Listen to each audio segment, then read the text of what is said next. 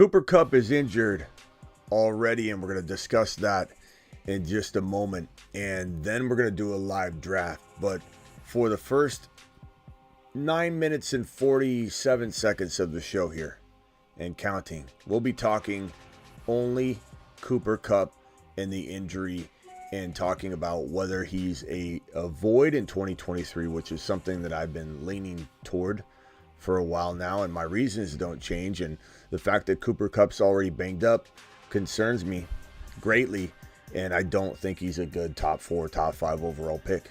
I just don't, plain and simple. And we're going to talk about that and live draft. The link for drafting Underdog Fantasy promo code Smitty is being dropped right now. Boom. Make sure you click that link, use code Smitty or the link inserts code Smitty for you, and get signed up while we're talking to Cooper Kupp so you don't end up missing out the Fantasy Football Show. Cooper Kupp breaking news, injured plus drafting edition begins right now. Live from the FantasyFootballShow.com studios. It's the Fantasy Football Show. Live! Monday through Friday, 8 p.m. Eastern. Smitty is also live whenever news breaks. From the FantasyFootballShow.com news desk, here is your breaking news. This one's not going to be a fun live stream. At least the beginning part will be drafting after.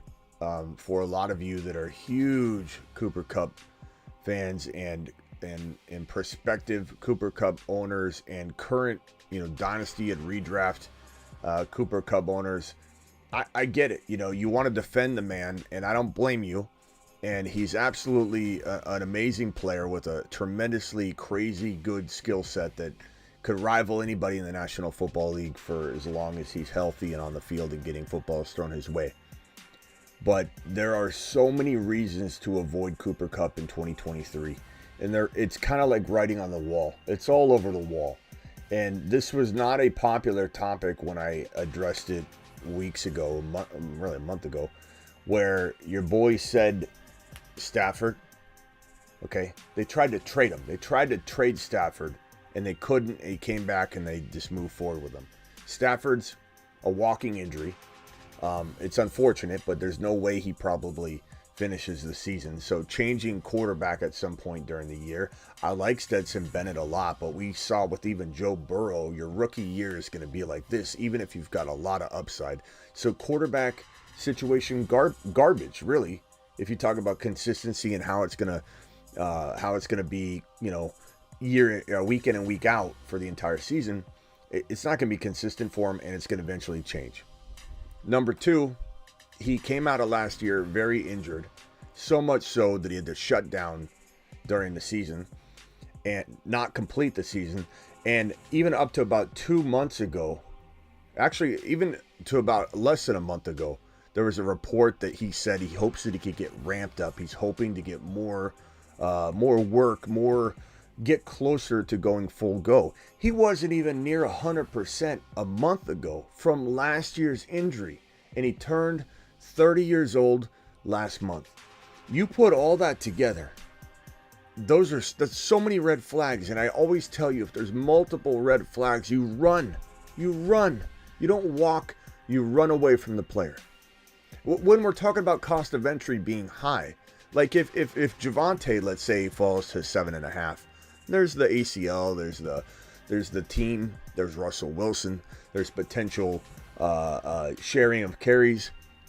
A lot of red flags are in place for Javonte, but his cost of entry is in round 7. Big difference. You can't sit here and argue Javonte. Well, Smitty, you like Javonte at 7.5, but you don't like Cooper Kupp, who's literally the best wide receiver in the league. What has Cooper Kupp done? This is not to rip on Cooper Kupp. I know a lot of you love Cooper Kupp, and I understand that. And I don't blame you, but he's 30 years old. Okay? What has Cooper Kupp done other than his one monster year and an additional 1,100, roughly 1,100 yard season? The answer is nothing. He hasn't been a guy that's been a top 5 wide receiver for multiple years. He was a very good wide receiver his 1,100 season. He was the best receiver in the league during his Triple Crown season. And yes, he was on pace to be the number one wide receiver last year before he got injured, but that year got cut short, and that didn't really evolve and happen like someone wants to pretend it did. Let's extrapolate. Well, you can't extrapolate. Not in this case. Not when Cooper Kupp is 30 years old and he's not healthy, and now he goes running off the field or limping off the field, which, I hope he's okay. He still could end up being okay. The current report is as follows. Let me pull that report up and put it on screen. Here's the report. Let me see if I can find it and pull it on screen here. But Cooper Kupp, after he ran, this is the report. Cooper Kupp walked off the field with trainers midway through practice. Sean McVay said Cooper Kupp pulled up during the red zone play. This could be the play here they're showing where Cooper Kupp essentially runs this route. And you can see him. He's running the route. He cuts around the corner. And then right there, you see him right there. And he looks a little bit... It's hard for me to say this with like... I don't know. He looks a little sluggish. Running the route. And especially before he even pulls up and starts to walk. He looks sluggish. He doesn't look like Cooper Kupp of old. And part of that's not his fault because he hasn't been ramped up yet. He hasn't, as of a month ago, he was not fully ramped up. He said, I hope the trainers and my medical team clear me to go full go. So he looks sluggish. I'm not saying he couldn't get to 100% and look quick, but you mix into all those other factors like his situation, his quarterback play, his age, and being 30 years old. All of that together is disastrous when you combine them. And let me see if I can find anything else on it just while we're live, because some of this is materialized as we've been live. And so here's the Cooper Kupp report. Let me put this on screen here and I'll read it to you. This is a different one. This is from CBS or NBC Sports. That one I was reading from Twitter. This one is from NBC Sports. Let me pull this up and put it on screen. And Denny called me, by the way, just a few minutes ago and thought we were live yet. We weren't. Cooper Kupp left Rams practice early Tuesday with an apparent injury. And as I read the remainder of this, it says Kupp, who missed the 2022 season with an ankle injury, was seen leaving the practice field with a Rams trainer. He looked like he came up a little bit in the red zone route, Rams head coach Sean McVay said when asked about Kupp's status. I just know they told me he was out of practice. Entering his age 30 season, Kupp is the unquestioned centerpiece of the talented, thin Rams offense. His health status will be the most important news in fantasy football over the next few days. I wish I could in good conscience tell you guys to draft this man, but I can't. I can't. Not with Bijan on the board. Not with Bijan on the board. And I've said this for a while.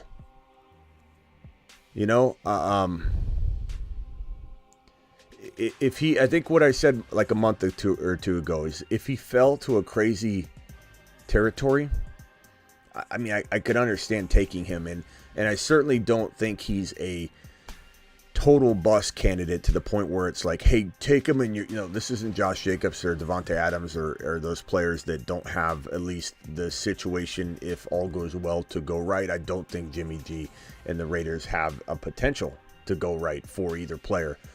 Kupp has at least some things that could line up for him, but honestly, I think it's a wasted opportunity to go get Bijan Robinson. It's a wasted opportunity to trade down and do what I've told people to do so many times in the last couple of weeks. You're sitting there, okay? You're sitting there at the number 4 overall pick, and you have the opportunity to trade it, to get out of Tyreek Hill, to get out of Cooper Kupp, two older players that, yeah, they still got potentially a year or two left. But both of them could drop off immediately. I mean, Tyreek Hill's been doing it a while, but he's a quick twitch, hamstring injury risk where, sometimes those speed guys, they end up having hamstring issues and then they never end up having quite the finish to their career that you think. And I've heard reports that Tyreek Hill, as of yesterday, looked really, really bad. Looked really, really bad in practice. That's one practice. I know we're not going to freak out necessarily about it, but instead of freaking out, why don't we say to ourselves, okay, let's trade out of this first round pick and let's get, in a worst case scenario, you can get much more than this, but I'm trying to paint a picture in a way that that explains how easy it is to get value out of this first round pick. So if you were to trade that 4 overall instead of drafting Cooper Kupp for a 3rd and a 5th rounder, which is garbage in return, you should get way more than a 3rd and a 5th rounder for the number 4 overall pick. But let's just say that's what you got. Let's just say that's what you got. Guess what? You get a Gibbs and a Fields for Cooper Kupp. You're hitting a home run, a grand slam. A grand slam. Here's an update by Adam Schefter, literally 4 seconds ago. It's been retweeted once and has 29 likes already. That's how fresh this news is from Adam Schefter. He just posted it this very second before I had finished my sentence. And here's the most recent report from Shefty. Shefty says Rams Cooper Kupp left practice early with a hamstring injury on Tuesday night, and the team is uncertain how long he will be sidelined. He's off my board at this point because there's no way he's falling to a territory where I would take him. Is there a line in the sand? Yes. Will it ever be crossed? No. And so it is time to let Cooper Kupp go. He's 30 years old. I know some of you are nostalgic and you're going to say he'll be fine. I'm going to go after him. If you like Joe Burrow injured, why can't you love Cooper Kupp injured? He's 30 years old. He's 30 years old coming off a major injury that kept him out a big chunk of the end of the season. And he was not even 100% or even close to 100% 1 month ago or less. If there's going to be a time to run from Cooper Kupp, at the risk of maybe jumping ship a little early, it's now. It's go time. Unfortunately, and I don't mean this by in terms of like his character. I don't mean this in terms of anything, like, oh, don't draft this guy. He's going to be a total 100% bust in like the most negative way. I say this in terms of cost of entry, and I'm here to guide you. I cannot, Smitty, approve a single one of you drafting Cooper Kupp go forward, because there's no way he's falling to an appropriate territory. Cooper Kupp, disapproved. You've just been Smitty disapproved. All right, we're gonna get into a draft here now and take some phone calls while I set up for the draft, and then we'll be getting in. That link has been dropped in the live chat. Let me see if I can drop it one more time and then pin it. If you guys want to be in this draft, you need to make sure you hit this link right here. I'm going to pin that live link right now, or that live chat, that Underdog Fantasy link right this very second. And then we're going to jump into this draft together in about probably 2 minutes. So let me pin this. I'll open the phone lines if anybody wants to dial in and discuss this very, very touchy subject that's going to have a bunch of people very, very upset at me, like they were the last time I did the video. Stay away from Cooper Kupp. Stay away from Christian McCaffrey over Bijan. Bijan's just better. He's a better pick. He doesn't have the mileage. He's got the fresh legs. He's coming in. You can't predict injury. But Cooper Kupp is a total avoid. Okay, so I pinned the link in the live chat. We got Mystic on the phone real quick while I set this up. Mystic, what's up? What's up, man? What's up? How you doing? I'm good, bro. Just, going against the grain like usual, and sometimes my own audience isn't super happy about it. I think this time around, my first Cooper Kupp video didn't go over so well. It wasn't like there weren't people that understood what I was saying or agreed, but I don't see much pushback at all in my live chat right now. I think people are ready to accept that Cooper Kupp's reign might be over. It still could reemerge. I'm not saying it's out of the realm of possibility, but there are too many red flags being piled up. But what are you doing? Going grocery shopping? What's going on, Mystic? No, I'm making myself a margarita, brother. A margarita? Okay. What do you got for me? You're live. How do you feel about this? I feel the exact same way. I think Cooper Kupp, he's not too old, but I think he is on that line. I think Matthew Stafford is old too. Who else is on this freaking offense? It's just them two. Two old dudes. I'm injury prone, both of them. Matthew Stafford got that back thing. It's tough. It's a tough situation. Yeah. I mean, he's a total avoid for me at this point. I've been avoiding him. I'm never happy about injury. Like, I don't want people to think I'm. He still could return healthy at some point and dominate this year. So I'm not saying it's victory lap time whenever anybody gets hurt, but I do feel like when the community avoids a player before something like this happens, it gives me relief, if you will. I don't know how bad that sounds. It has nothing to do with Cooper Kupp's injury, but I'm just saying, I think our community hasn't been heavily invested in Cooper Kupp. So I definitely have not. Yeah, I think we're going to be okay. Hold on, let me get this caller here. 952 caller, you're live. Who's this? 952 caller, you're live. Who's this?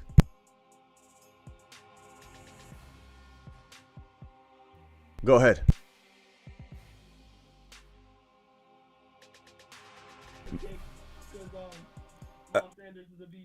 Miles Sanders over Saquon Barkley. Who's this, by the way?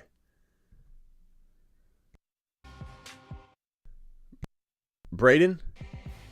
Okay, Miles Sanders. There's some people that would think that's not that crazy. I mean, I disagree with you.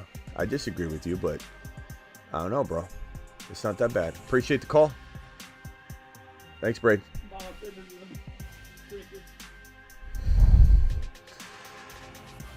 Denny, my boy. Denny is in the building. What's up, my boy Denny? So good to hear from you. And for those that don't know, Denny called me just like 5 minutes before we went live.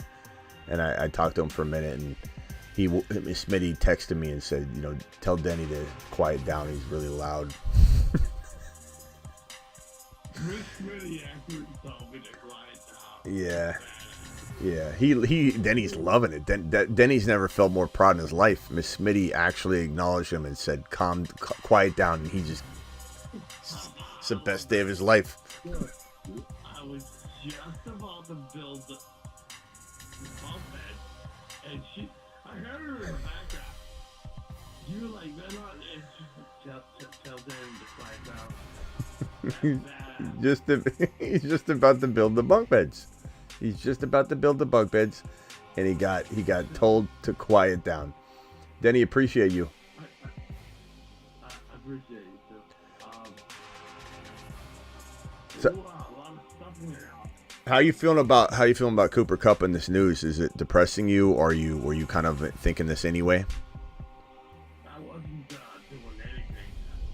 I wasn't expecting Cooper Kupp anyway. Can I just ask you a question? Yeah, go ahead and ask me a question. All right. So I'm in this Dynasty league, right? And these guys made this trade, and it was Cooper Kupp and CMC, right? Mm-hmm. In the Dynasty league. And they traded it for a first round and like a couple second rounds and everything. And I go, you know what? I'm out of this league. I go, are you serious? Hey, Denny, hang tight for me. Let me get this draft started real quick. We're gonna go into the weekly winners, and we're gonna click on that right now. Click the green button now. I'm gonna click on it in 5 seconds because there is a YouTube delay. I'm gonna jump in here. We're gonna do a weekly winners draft right now. And so I guess I had the volume down on you before you spoke. Can you describe real quick how you felt when Miss Smitty acknowledged your existence and told you that you were too loud? What did you just say? You were building the bunk beds, and then she told you that. Oh, I loved it. He loved it. He I honest to God, I didn't know, but when I called in, you were like, "Oh, I'm not even gonna lie." And then Miss Smitty was like, "Tell him to be quiet." I was like, "Man, that's badass." Like, Miss Smitty's telling me to quiet down right now. Dude, I'm down. That's awesome. I'm down. Yeah, that's that. Because do you remember when we were at the pool? Yes. I said, "Are you Miss Smitty?" And she said, "No." Yeah. I said, "Anyway." And then when I He's going up to saw random you, people. Are you Miss Mitty? Are you Miss Mitty? Are you Miss Mitty? No, I wasn't doing that. You kind of were. You kind of were, Denny. You kind of were, but that's okay. Hey, Denny, I'm very curious to know where Cooper Kupp goes in this specific draft right now. We have a lot of our He's people. like top 5. We have a lot of our people in here, but I'm assuming that one of these people that are not our people takes him. And it's okay if you're one of our people and you take him. I don't want you to think you have to follow every single thing I say on this show or you're going to get blasted. You can believe in Cooper Kupp still. My whole point of this live stream is to create awareness around a player that we've been a little bit skeptical of, and here's a great reason why. He's injured already, and he's 30 years old, and his quarterback situation and team situation are very, very cloudy and shaky. And he's got a monstrous elite season to his name. That's it. He had a triple crown season, which is one of the best seasons ever. But I hate him. I hate him. Yeah, I'm with you. Well, I wouldn't say I hate him, but Go. you know, that's a little strong. But hold on, let's go to Big Timer. Big Timer, you're live here. Big Timer, by the way, I've got Silver Rapture and Alex Cruz. Those are probably the 2 longest following subscribers I can kind of conjure up. But Big Timer's Big Timer's probably up there as a guy that was here when we had like 5 viewers per show. Like when we're in here in year 1, the first like month or 2, I'd have like 5 to 10 viewers in the live stream at any one moment, and Big Timer was one of them. So Big Timer, appreciate you, man. You're live. Hey, man. What's up? Hey, what do you think about Akers? I mean, now I like him even less. I like him even less because he's going to be facing, potentially more stacked boxes. And this guy right here, I don't think this is ours. Cam and 123. He probably thought he got a steal. He's probably like Cooper Kupp, Phil. But we're kind of avoiding him, I think, in these circles here. Now I've got a dilemma here. Do I go St. Brown or AJ Brown? Do I go? Let's go. Let's go AJ Brown, best ball. He Yeah, for like 30 points. I'm gonna try something here. So we're gonna go ahead and take that approach right now. But Big Timer, how are you feeling about Cooper Kupp right now? It's somebody I've been kind of saying stay away from. Do you feel like this is evidence to do so, or it's still early, right? You don't know if he's going to be out for any of the regular season games, but you can say what you want to say. At the end of the day, he's like probably the best wide receiver for the first 8 weeks. He's put up crazy numbers on a horrible offense. I'm with him. Yeah, but the question I'd have for you is if he wasn't even healthy a month ago, like he wasn't even close to being 100% a month ago. That injury happened so long ago, man. It was like mid-season. And so, like, what kind of setback has he had? You don't just have, that kind of injury and come back and literally you are not fully unleashed yet. I think I'm going to go, this is a weird Hurts here, and do the AJ Brown, Jalen Hurts stack and start building the team that way. We'll see what happens. I know a lot of people are going to be nostalgic here, but he's 30 years old, bro. 30 on top of being injured, not being healthy, getting re-injured after being injured, and then having like a very questionable like situation. I don't know, bro. He doesn't rely on his athleticism like some other guys, right? Yeah. Yep. So like 30 to him might not be as detrimental as someone But he's not healthy though. You know what I'm saying? Like how can he rely on that if he's not healthy? I mean, I know you're saying he still has time. Well, he wasn't healthy last year, and he was putting up some good numbers. So I say the draft. I don't know, bro. I would have to say at this point I wouldn't draft him in the first round. My favorite guy this year is Nick Chubb. I'm sorry. Go. What'd you say, Mystic? I like Nick Chubb this year.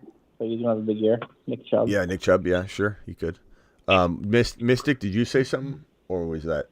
Yeah, I was gonna say this. I would go as far as to say I wouldn't take Cooper Kupp at all in the first round this year. Maybe even the second. I would even go as far to say that.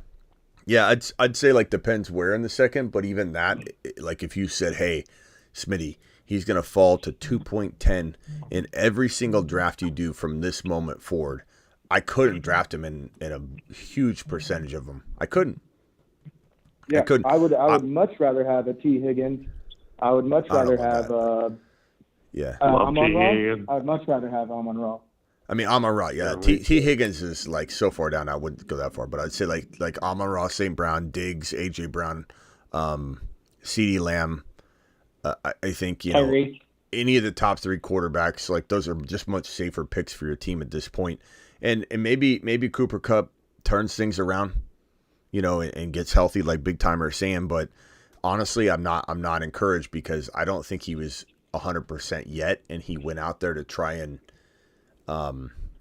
get to 100% on the field. And I think what he did was he's going full go, and it's so hard not to when you're going up against a defender and it's not just running routes. And I think he just got re-injured. I don't love to see it. It's his hamstring, but he's going to have compensation concerns. Whenever you come back from an injury and you're not 100%, and you try and play at 100% when you're not 100%, when your body's incapable of going and firing off the muscles and cutting the exact way you normally cut. Like if you've got an ankle injury or a knee injury and you're not cutting the same way on that injured leg, guess what you're doing? You're pulling up a little, right? And you're using you're overutilizing your hamstring and other muscles. And that's why a lot of times an ACL recovered player will come in their first year recovering from an ACL tear. And when they're not ready, like Saquon or like Dalvin Cook or any of the examples in the past, and they get out onto the field and they start pulling up a little bit, they're not cutting as hard, they pull their hamstring. There's always a compensation injury. Cooper Kupp was clearly not ready. He was clearly not ready. He went out there, compensation injury, and now they don't know. The timetable is that they don't know when he'll be back and available. So I'm super concerned, bro. What if he didn't get injured? Where would you take him? I was already avoiding him in the top 5. I'm not saying he was dropping out of my first round, but I was not drafting him at all because he was just going. Would you put Tyreek? I'm gonna go Steve. I don't have a lot of Stevenson shares, so I'm gonna go Stevenson here. Where do I put Tyreek? He's another guy that I'm not drafting. There's a lot of concern about how he looks right now, and people are gonna laugh because it's early in camp, but this is a player that at some point, I don't know that it'll be this year, but at some point is gonna maybe drop off early because these speed guys they fire off those hamstrings like differently than other players, and he's always going 100%. His twitch, I have some concerns about him getting injured because he goes so much quicker than everybody else. He's not gonna last quite as long, in my opinion. But I don't know that drop off happens necessarily this year. But I've been avoiding him at 4 and 5 overall, and you can bet your bottom dollar that Cooper Kupp's injury is going to vault Tyreek into the 4 or 5 overall territory, and it doesn't move the needle for me. It just makes me want to take Bijan that much more, and Bijan's going to climb up 1 or 2 spots. Bijan's my number 3 overall player. He has been for months. He'll continue to be, and I just can't draft. Let's see what I got to look at my team real quick. So we take JJ first. I take Chase 1, JJ 2. Hold on, let me draft.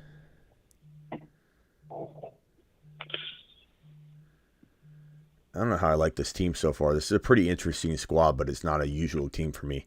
I got A.J. Brown, Jalen Hurts, Ramondre Stevenson, Travis Etienne.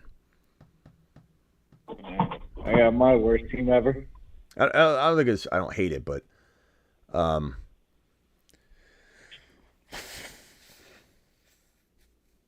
I don't know, bro. I think everybody should just be careful with both Tyreek Hill and especially Cooper Kupp. going back to what I said earlier, and Big Timer, tell me if you disagree with this. If you're a little shaky about either of these players like I am, and let's say Bijan went. Let's say you're drafting in a league where everybody feels like we do, or we're drafting in a league. Like, would you not trade Cooper Kupp or Tyreek Hill or the number 4 overall pick for Jahmyr Gibbs and Fields?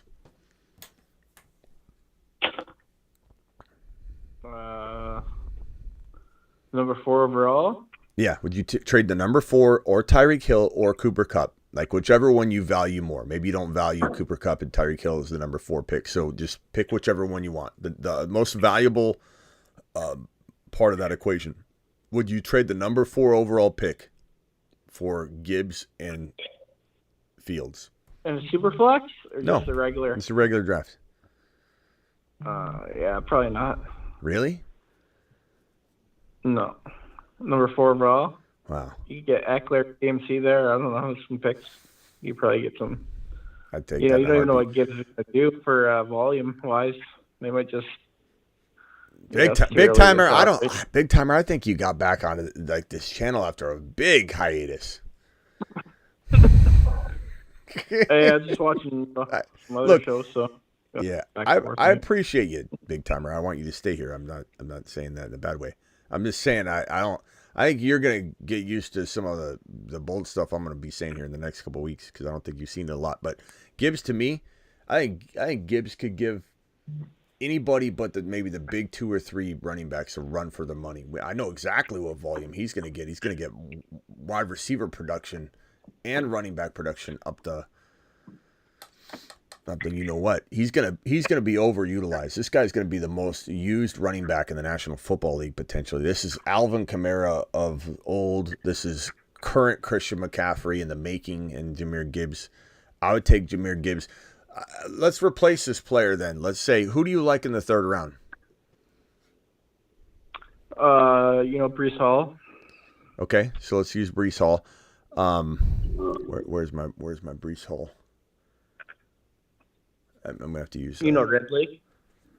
Okay, so would you take Ridley, and who's a 5th rounder you like? London can fall there, but I don't know that's the Kittle. greatest. Okay, so would you take Ridley and Kittle, or would you take Breece Hall and Kittle for the number 4 overall pick? Because you got to use the process, not the player, bro. Like if you like those 2 players, you don't like that for the number 4 overall pick. Okay, what's the trade? Kittle and Hall, or Kittle and Ridley. Who'd I rather have out of those 2? Probably No, or the 4 overall pick. Would you rather have the 4 overall pick or the same? Kittle and Hall, I guess. Okay, so again, use the process though. Like, you didn't like my example of Gibbs and Fields. Well, you do like those picks better. So my whole point is, if you got the 4 overall pick, trade it. And my example of the 3rd round pick, the 3rd and the 5th round pick, is a low ball potential type of return on investment on a trade. Because I think you could get probably a 2nd and a 5th, or you could probably get a 3rd and a 4th. You could potentially get a 3rd and a 4th. You could get Burrow, and Burrow's going in 5 now, really. So you could look at it like this. If you like Burrow more, you could say Burrow and Fields, or you could say, quite honestly, Pollard. I like Herbert right now. Quite honestly, Pollard might fall to like 3-1 to 3-4. You could get Pollard and Joe Burrow for the number 4 overall pick. Like that's what I'm. Yeah, I can see that. That's kind of what I'm saying. Depends Okay. there, yeah. So, Gibbs are now kind of going 4th round, right? So. Yeah. Okay. So Amon-Ra, St. Brown, Nick Chubb, Justin Herbert, Christian Watson, Alexander Madison, and Kyle Pitts is in the 12 spot. I'm on the clock again. Hold on. Don't even look at my team. I'm gonna cue Waller real quick just in case I time out.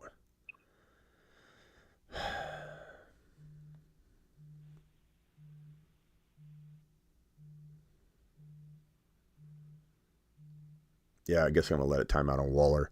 So my team so far, pretty interesting squad, and this is the weekly, so all you got to do is come together in 1 week and score the most points out of the whole group, and you win $20K. You win the second most, you get the second most highest scoring points, you win 10, and then the third 9.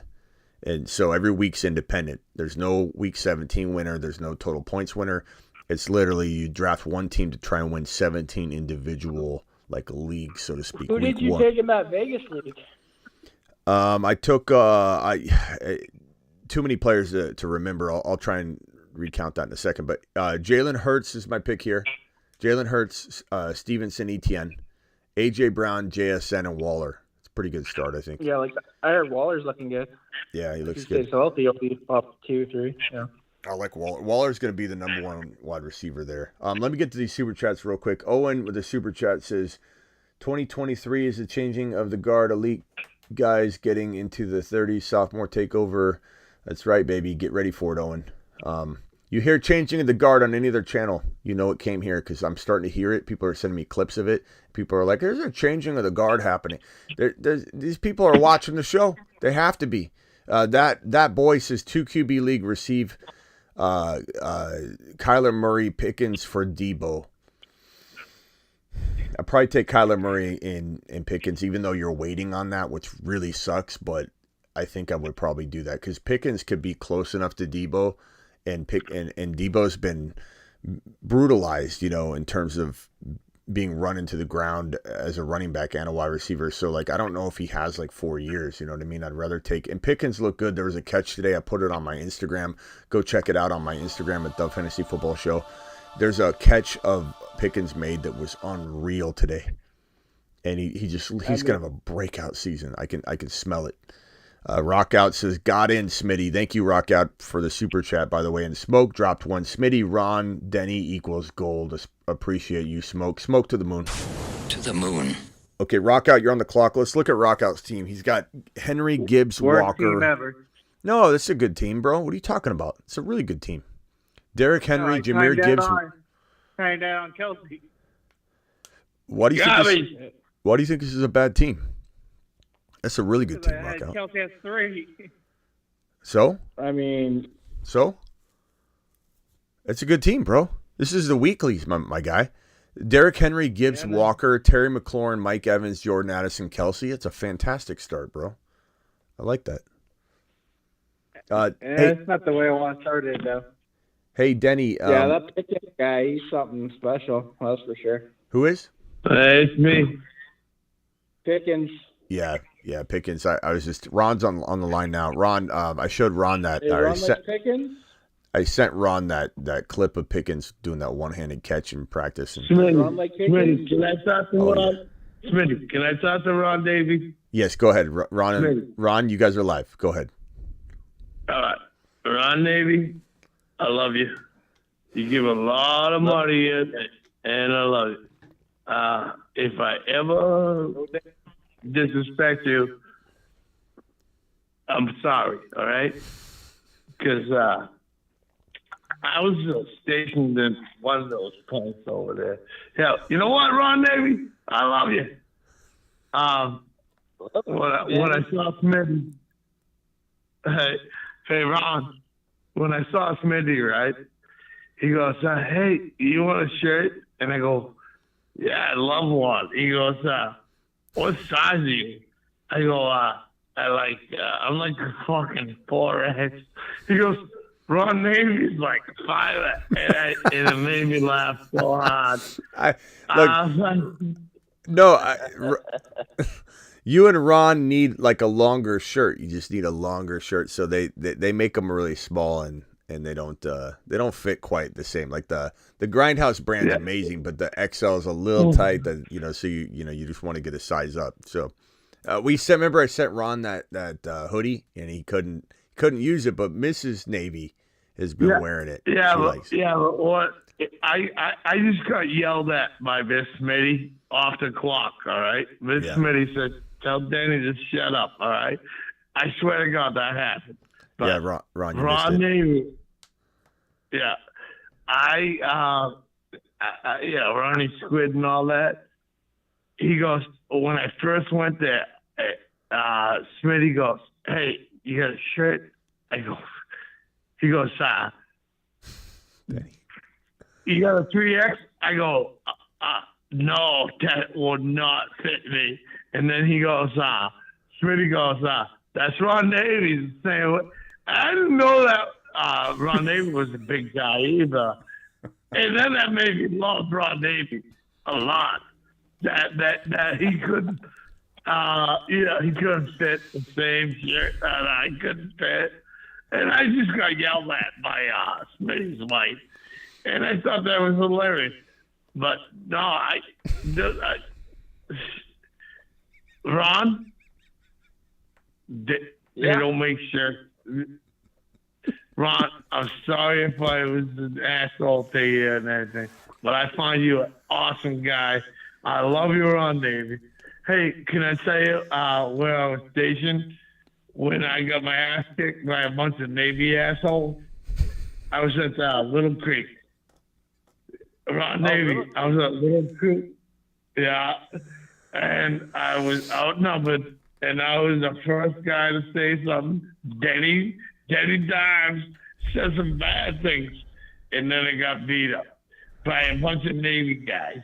It sounds like when I picture the story, I picture Star Trek, the new remake, but the first movie where he goes in and gets in a fight with like 4 or 5 guys. He's got the tissue hanging out of his nose. He's laying on a table, and they go, "You should join Starfleet."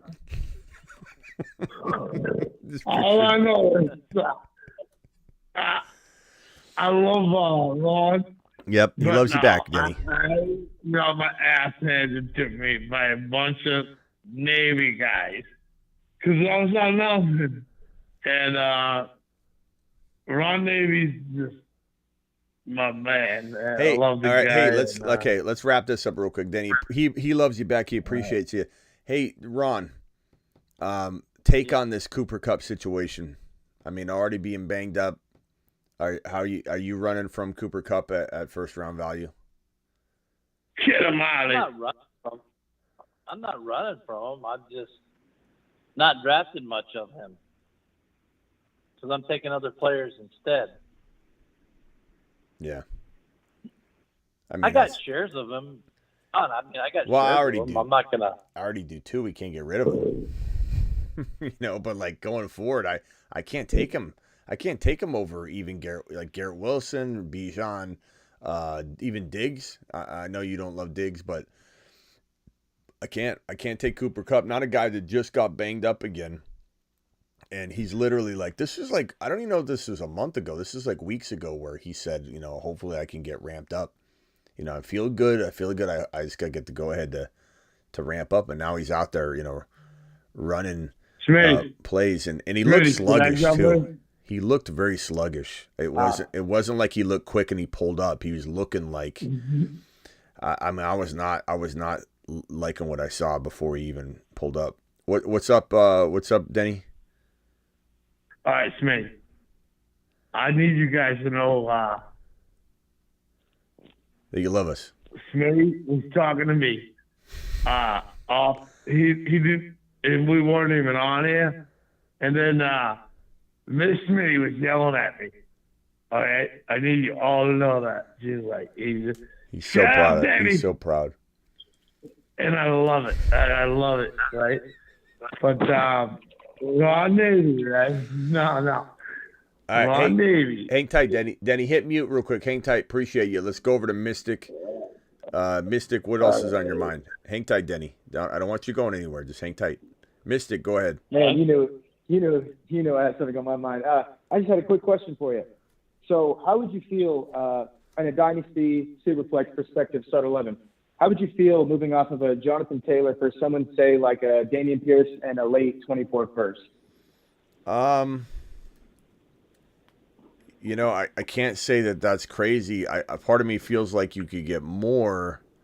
So this is JT. Let me go ahead and make this draft selection real quick. But I would say, part of me thinks you could get more, but then again, I don't know what the market is today, because today the market, changed, and we might be looking at a very, very different evaluation on them. So I kind of feel like that's probably the direction I would maybe go in terms of getting rid of him and trying to acquire. But I don't know if that's the guy I would acquire. Like, that doesn't mean I wouldn't entertain. I like him. I like him a lot, but I feel like I wonder if you could go get, a doubted Walker right now instead, using JT. The first rounder would be cool, but where is it? Is the first rounder like really high? Is it mid? Is it late? Is it mid to late? Because if it's mid to late, I'd rather just go after a better player. Yeah, and that was to set up a second question, which was for me. How would you feel about that same situation, Josh Jacobs and for Dameon Pierce for into late 24 first? Yeah, I like that better.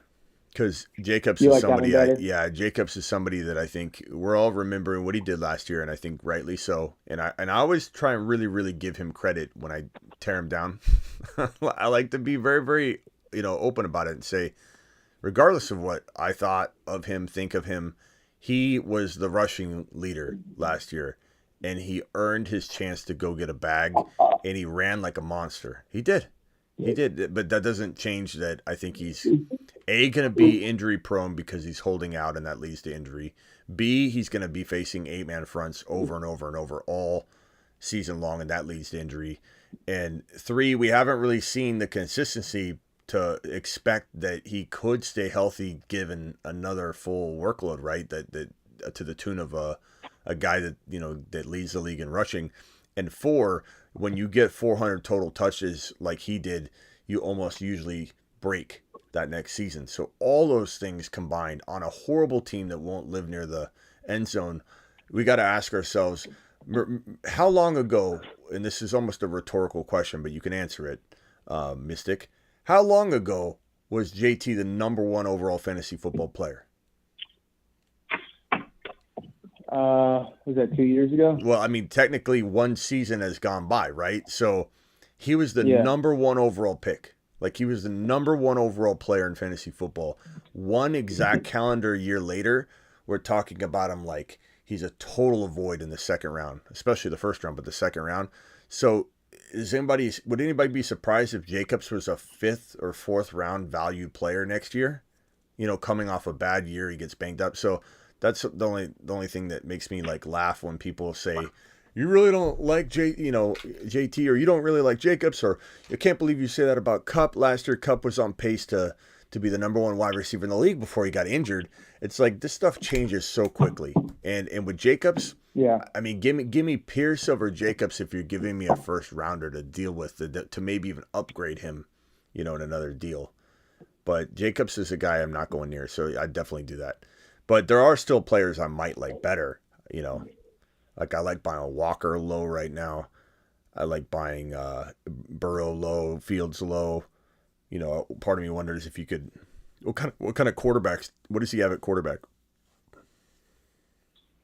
Let's see. Because if you had Fields and he has C.J. Stroud and Derek Carr. Yeah. What about tight end? What's he got at tight end?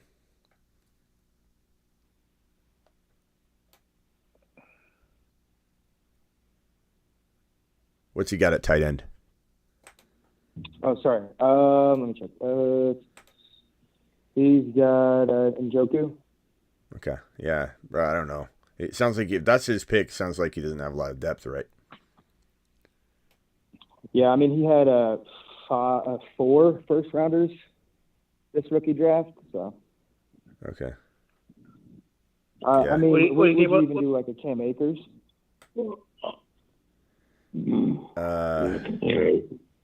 I'm not huge on Cam, but I mean, in my mind, I'm just trying to move off of Josh Jacobs at this point. Yeah. So I'm in the same boat as you. I'm like, damn, I would too, bro. I would too. I like that deal. Look, Dameon Pierce is a good running back, and he could have no value next year, though. You got to expect that. Like he could be a top 15. He could be a top 14 running back next year, or he could be like out of the league, like not truly out of the league, but like in a competing role and maybe losing his job. Like, he could go either direction. I don't think he's one of those players that until he proves it again, which he might do, and we're hoping he'll do, right? He could come out of next year if he struggled or got hurt and then draft another running back. So he's definitely not like situation proof right now. but I very much like the odds and the upside. He's such a good player. He's such a tough runner. I would pivot over to like a wide receiver or something, but I would just need if I'm getting rid of Josh Jacobs, which is my RB1 on that team, I would have to get another one in return. Thank you, Don. Appreciate you. Dale got taken. I'll look to do that, Don. I'll look to do a thumb down on that. That's a good point. Hey, what do you think about Javonte? Hey, we did a show on him today, bro. You got to go back and watch the show. See, big timer. I know you're not. What you just got back into it. I'm so glad to have you back, though. I'll tell you that right now. But Javonte, we talked about him today on the first show. It was like the lead. Okay. And I'll just refresh it for you though. You don't have to feel bad. I'm just saying I'm glad to have you back, bro. Rachaad White. That's Rachaad White. Where is it? That's GSN. I had it here somewhere. GSN, Javonte. That's Rachaad White again. I got it. I got it here somewhere. Hold on. Gets Garrett Wilson. By the way, Garrett Wilson should be back at practice Saturday. Yeah, he's all right. Yeah, is it this one right here? That's Aaron Rodgers. Of course, it's going to be the last one I pull up. Come on, be it. No, that's Zeke Elliott. Where is it? Where is this? There it is. Okay. Be careful, Danny. Miss Smitty's going to yell at you again. You get a little loud. Broncos Javonte Williams has not been limited early in training camp. This news broke earlier today, and word is he's been getting the words being kicked around were heavy and like big workload, training camp workload. So he's not even really being limited at all. I know he's saying that. And there's reports that truly the workload's been actually confirmed as being quite heavy. So he might be, I don't want to say ahead of Breece Hall now, but he feels at least equal footing. And that was something we didn't think was the case earlier because we're getting mixed signals from all the reports, but it seems like they're very, very close. And if anybody could have a bounce back, season, it would be these two gentlemen because they were the young monsters coming up, and we all had both of them on a lot of our teams. They both went down with ACL tears, but I think they're both going to bounce back hardcore. I really do, and I'm starting to get really excited about Javonte anywhere around 7. I hope I don't have to pay 6-round value anytime soon, but I think let me see where I got Javonte. I got Javonte in this particular draft at 82 overall. His ADP is 83.8. So I took him right at his ADP. 7th round seems very, very doable at this point. So it's definitely good. 314 caller, you're live. Who's this?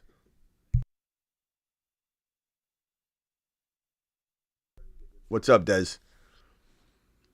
Hey, I was just, I want to say, just enjoyed, everything you said about Breece Hall, Joe Burrow, Kenneth Walker, and, what those 3 players have in common. They've been hobbled up by injuries in camp right now. But you've been preaching with those 3 players, just take them where they are, let them fall to you. And, we've been getting some real good values the last couple of days. I was just wondering, with all that in mind, how come, you are more of a proponent of fading Cooper Kupp and not just saying, hey, just let him fall to, when he falls. Because, great question. He thought, go for it. It's a great question. I mean, I'm sure a lot of people, and I did kind of allude to that earlier. I don't know if you missed me saying, and people probably wondering why I don't, oh God, I'm going to time out here. Hold on. So it's a great question. What I would say, the answer is very simple, is that, everything's case by case with me. There's no, hey, you tore your ACL, you're done, or AC, or hey, even like an Achilles injury, like, that wouldn't be necessarily a blanket. The odds of a player ever returning to top 10 running back form or becoming a top 10 running back after an Achilles tear are like almost slim to none. But could I see, a player, doing it, and could I see myself like 5 years from now being behind somebody that did do, like, yeah, I mean, it's all case by case. It all is case by case. Cooper Kupp is 30 years old, bro. He's 30 years old. Mm-hmm. And his situation is horrible. And you got Stafford, who the team wanted to get rid of, and they couldn't. And so he came back, and they just kind of accepted, okay, he's gonna play one more year for us. That right there goes to show as to how much they potentially don't want him under center. And I think that, you got the fact that Cooper Kupp hasn't even been, sorry, I'm trying to draft at the same time. Okay, I'm just going to take somebody and finish my conversation here with you. I just kind of reached on someone, but the fact that Cooper Kupp has not fully recovered from last year's, injury, and the fact that he was literally up until less than a month ago not fully unleashed yet, the fact that he goes right out there and gets injured again, the fact that Stafford's likelihood of staying healthy is very, very slim to none. The fact that they have Stetson Bennett, who I like a lot, but he's going to be the guy that comes in and he's going to be inconsistent. And I think he'll have some good moments, but there's no way he's going to come in and just shower Kupp with the targets that Stafford has been showering him with. And this is a guy that's being overfed to the tune of a Derek Carr overfeeding a Devontae Adams, overfed to the tune of an Aaron Rodgers overfeeding his wide receiver room, or a Big Ben Roethlisberger overfeeding Antonio Brown. Like, that's how Stafford's been laser locking on Cooper Kupp. And I just don't think there's that possibility at all that Stetson Bennett, who I like a lot, could come in and deliver that kind of volume to Cooper Kupp. But he's 30 years old. He turned 30 last month, and he's had one amazing season. He had a partial amazing season last year, but he's had one full, absolutely electric season. That's it. And everyone always talks about him as if he's this staple inside the top 5 every year. And he had 1,100-yard year, which was in the top 10. He had a top 10 wide receiver season. It was 1,100 yards. He did very well that year. And then he had his Triple Crown year, and that's been it. That's been it. Last year, he was on a very good pace, but he got injured. And the injury was in mid-season, and he still wasn't healthy up until a month ago. So to recover at his age and to get re-injured today, I don't know, bro. That hamstring injury, I mean, anybody could get a hamstring injury. It's not like your body just, if you're 30 years old, you're going to potentially have that capability of getting injured. But part of me feels like he wasn't ready, because he was literally, he couldn't have been 100% ready to go out and run routes against his own defenders in practice, when he literally said that they haven't ramped him up yet. This was like 2 or 3 weeks ago. Right. So I just don't think it's the same than to say, like, oh, Joe Burrow has a calf strain, let him fall. The calf strain's not really a big deal, Cooper Kupp never being back to form yet and getting injured again right now while he's trying to get fully healthy just feels like a disaster waiting to happen. But it's a great question, and it is all case by case for me. And this particular case, I'm just feeling very, very, very skeptical about it. I mean, I was already on the fade Cooper Kupp train. You know what I mean? So this kind of just hammers. And now this accelerated that. Yeah.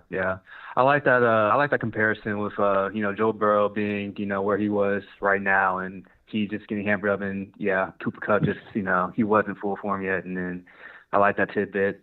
Where would you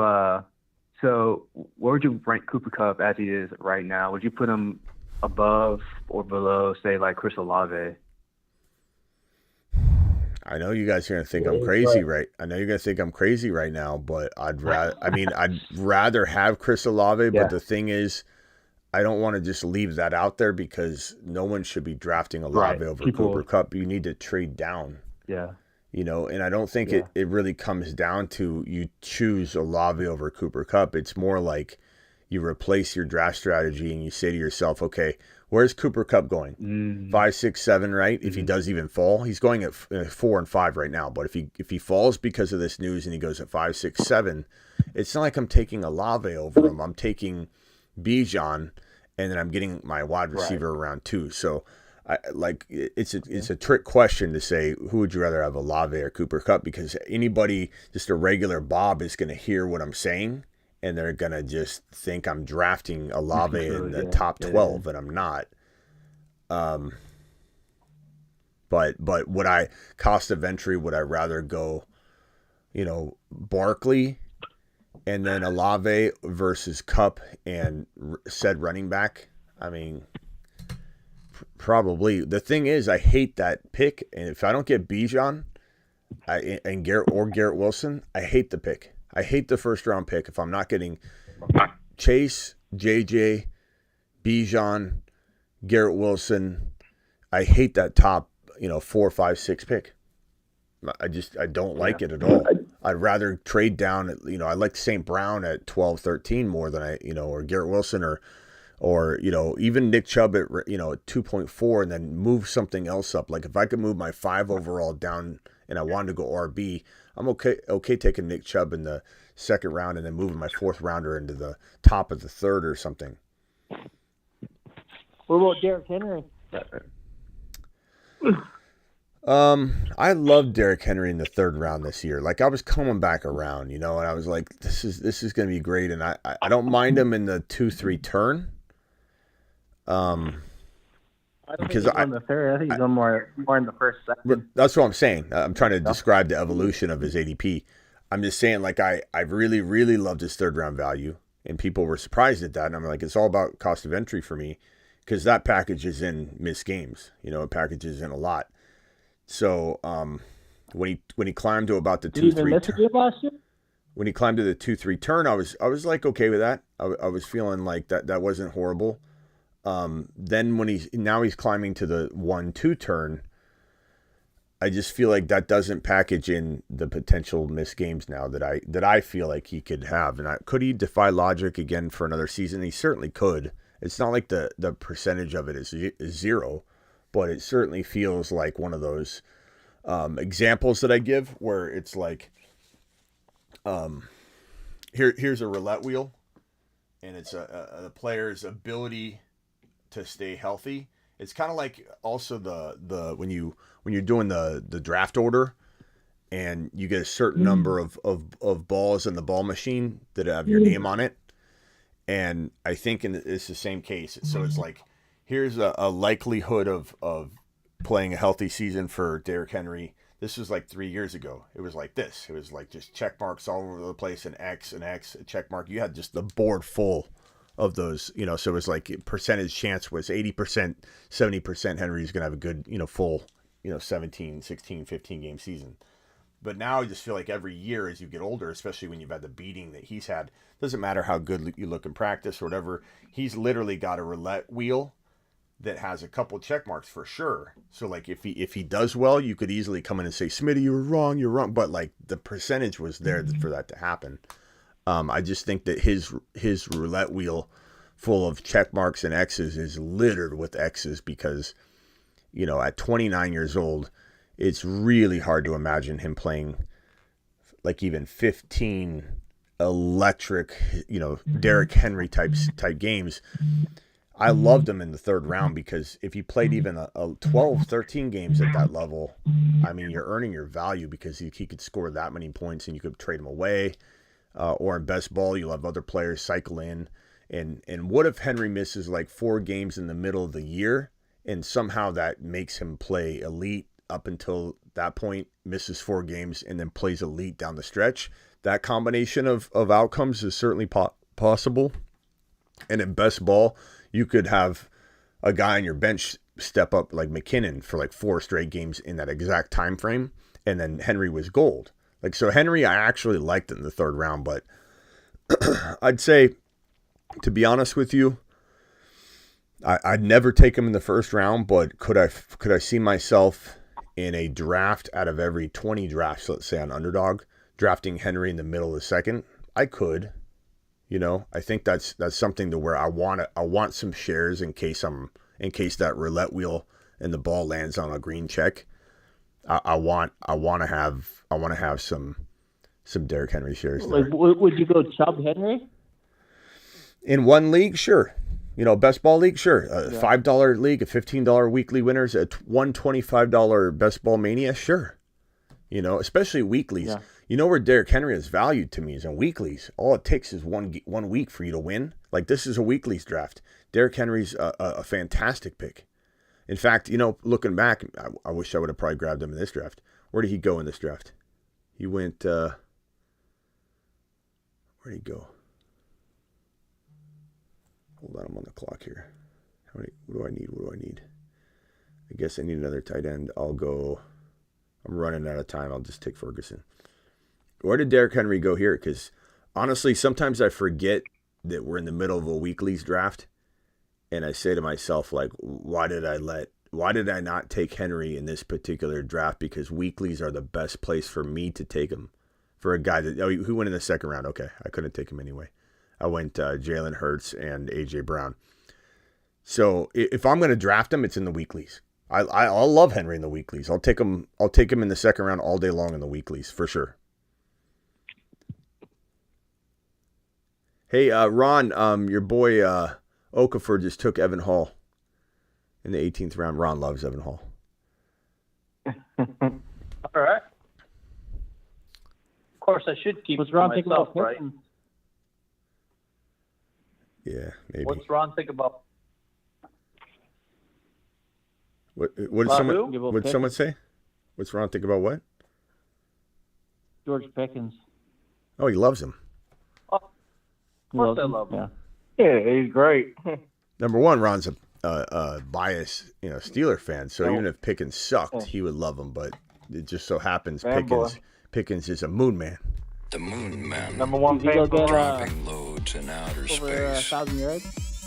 Oh yeah, 1,000 yards. And hey, can I ask you an honest question, big timer?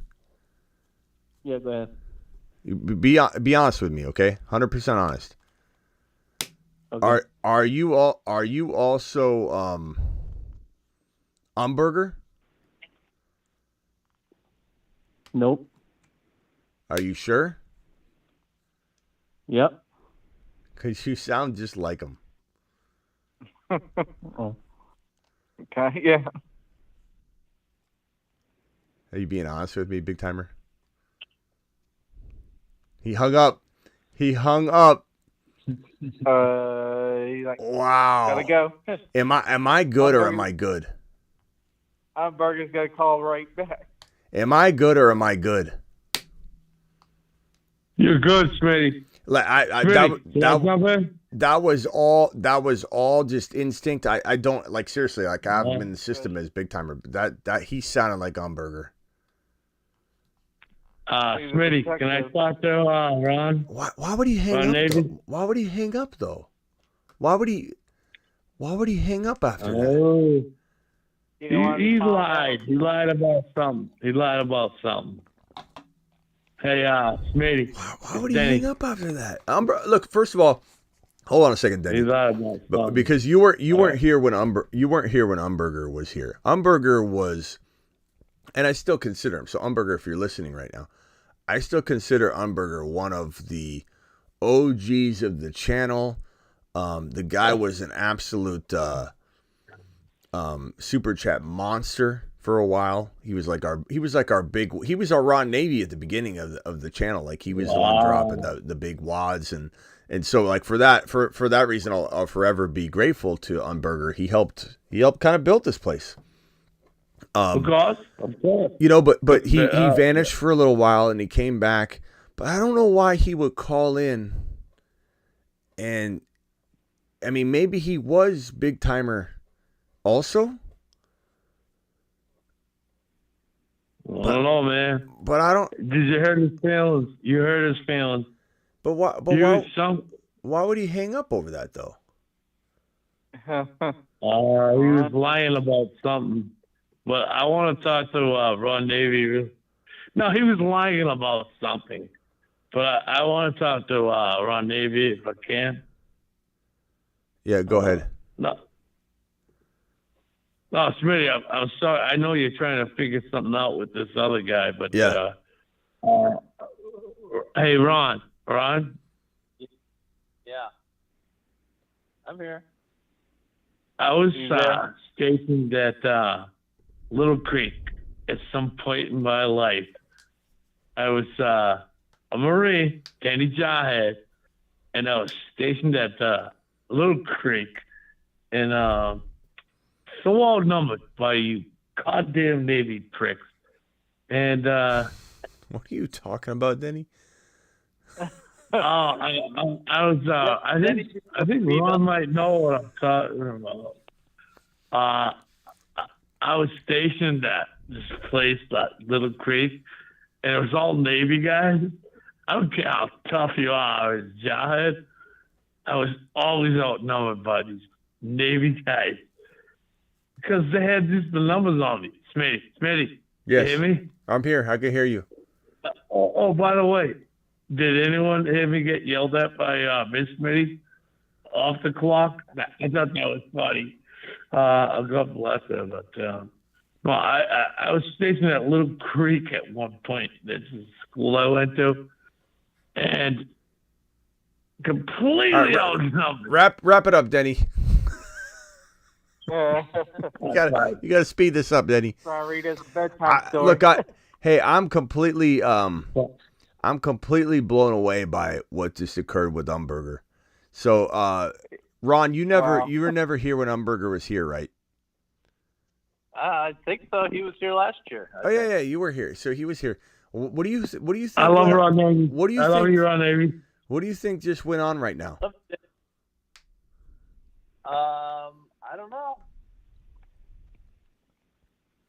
I don't know, sweetie. I mean, you called him out. Maybe he's not Umberger, and he took offense to you thinking that he was. Or... No, because Big Tire. But here's the thing: when people I think Ron's right. Is it a different number than Umberger's, or is it the same number? Umberger always calls them from a different number. Dude, Ron, you know that. So, but you know, hey, Ron, let me just say something. When I said, look, first of all, those two guys when I talked about, remember when I said there's another guy at the live stream? Those two guys were really good friends, from what I remember, and he didn't know his name. So that made a lot of sense when, look in retrospect, when I said, what was that guy's name? And he's like, I don't know. Like, he just glossed it off, like changed his subject. So told, but why would he call in and pretend to be somebody else? I don't know what Umberger's up to. Can I say something real quick? Ron, so I got yelled at by Miss Smitty off the clock. Yeah, which Ron I remembers. love. Ron remembers. But anyway, no. Ron Navy, right? When I saw Smitty, right? I go in, hey, what's up, Smitty? Yeah. And he goes, hey, you want a shirt? And I go, yeah. He goes, do you take XL? I go, no. He goes, oh, you like fun? Denny, he and everybody remembers the story. You just told it.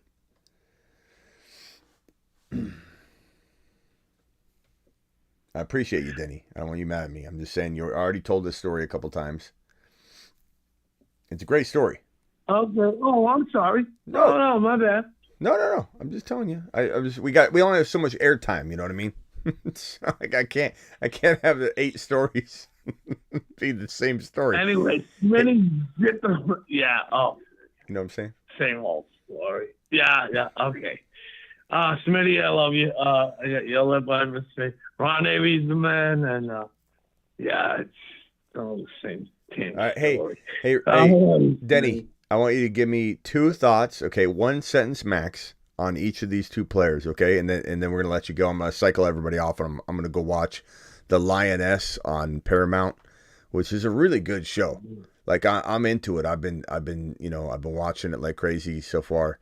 I need to stream. Tell me about it. It's I like it. Okay, so it's really good. It's about basically a CIA like organization or department that trains. You sound like me. Hold on, it trains a female like SEAL or a Marine to infiltrate the enemy and get to know like the family members, and so they go undercover, and then once they get to know the family member, they can find out where the target is, and It's a really well done show. So I'm in the middle of streaming that, so I'm going to get to that in a minute. Let me just ask you two questions. Called again? Tell me what's it called again. Lioness. Lioness. Like a lion, but a female lion, lioness. Okay. I get it. It's very military meets CIA meets overseas operative type stuff. It's really well done. Very well done. I was a very good Marine. Very good Marine. I think Ron would like it too. Ron, you should check it out. I don't know if you have Paramount, but okay. Here's the question. I want an answer to both of these, one sentence only. Okay. JT, is he a boom or bust at middle of the second round or anywhere close? Bust. Okay. Bust. And give me one sentence as to why. Where's Ron Navy? Is Ron Navy on this too? He is on this call still, yes. And James Young gifted 5 memberships, by the way. James, you're to the moon, pal. To the moon. What is the reasoning? What is the reasoning behind JT busting? Thank you, James. He's hurt, and his back hurts, and yeah. Denny's been watching. You've been watching the show, pal. I have been. I've been seeing you. I swear to God, I have. Attaboy, Denny. Yep. Believe me. Denny puts an earbud in, listens to the show, goes right to bed every single night. Makes me happy. I get to tuck him in every single night. Corey, appreciate your $2 hauler. Corey to the moon. To the moon. Corey, appreciate you, buddy. Okay, and my last question: Cooper Kupp, anywhere in the first round, boom or bust? Boom. Okay. Cooper Kupp. Yeah, you believe he's going to get healthy? Okay. I can't get mad at it. I disagree, but I can't get mad at it. You know what I mean? Like, I mean, is there a way this happens? Is there a way he gets healthy? Kind of like who was it? I think he left. I want to say it was like Owen, or what was his name? He asked me the question. He said, why are you high on? And I answered this, and I took away the ammunition of this debate at the beginning of the show, but he didn't hear it, and some people might not hear it. Why can I get away with saying, don't worry about Joe Burrow, just take him a round or two later, he'll be fine. Don't worry about Kenneth Walker, take him a round or two later and be fine. That's a very good question. How can I say that? And am I digging my heels in with those guys and not say it about Cooper Kupp, who I already told you all that I think is a void this year to a pretty decent degree? Am I just looking for something to dig my heels in over there? I mean, the answer is I'm a human being. So is there a potential bias being injected into what I'm doing constantly? The answer is yes. I mean, look, I'm a human being that got behind a camera that was probably, at one point, I mean, I've been doing fantasy football professionally for 15 years at that point. But at one point, I was like just like an everyday person. It's like I am a human being. I bleed when you cut me. I get confused when Umberger calls in and tells me somebody else. There's a whole lot of stuff that happens to me that proves that I'm a human being. But I do believe I've gotten good being objective for the most part. I'll be biased here and there. And I think that it ultimately comes down to that the situations are entirely different. And I'm never going to judge Cooper Kupp from the same exact formula or use the same exact formula as I would with Burrow or Walker. You guys got to remember, even though it seems biased, I'm in favor of Burrow and Walker for 100,000 different reasons, from being youthful to being in good situations to passing my eye test.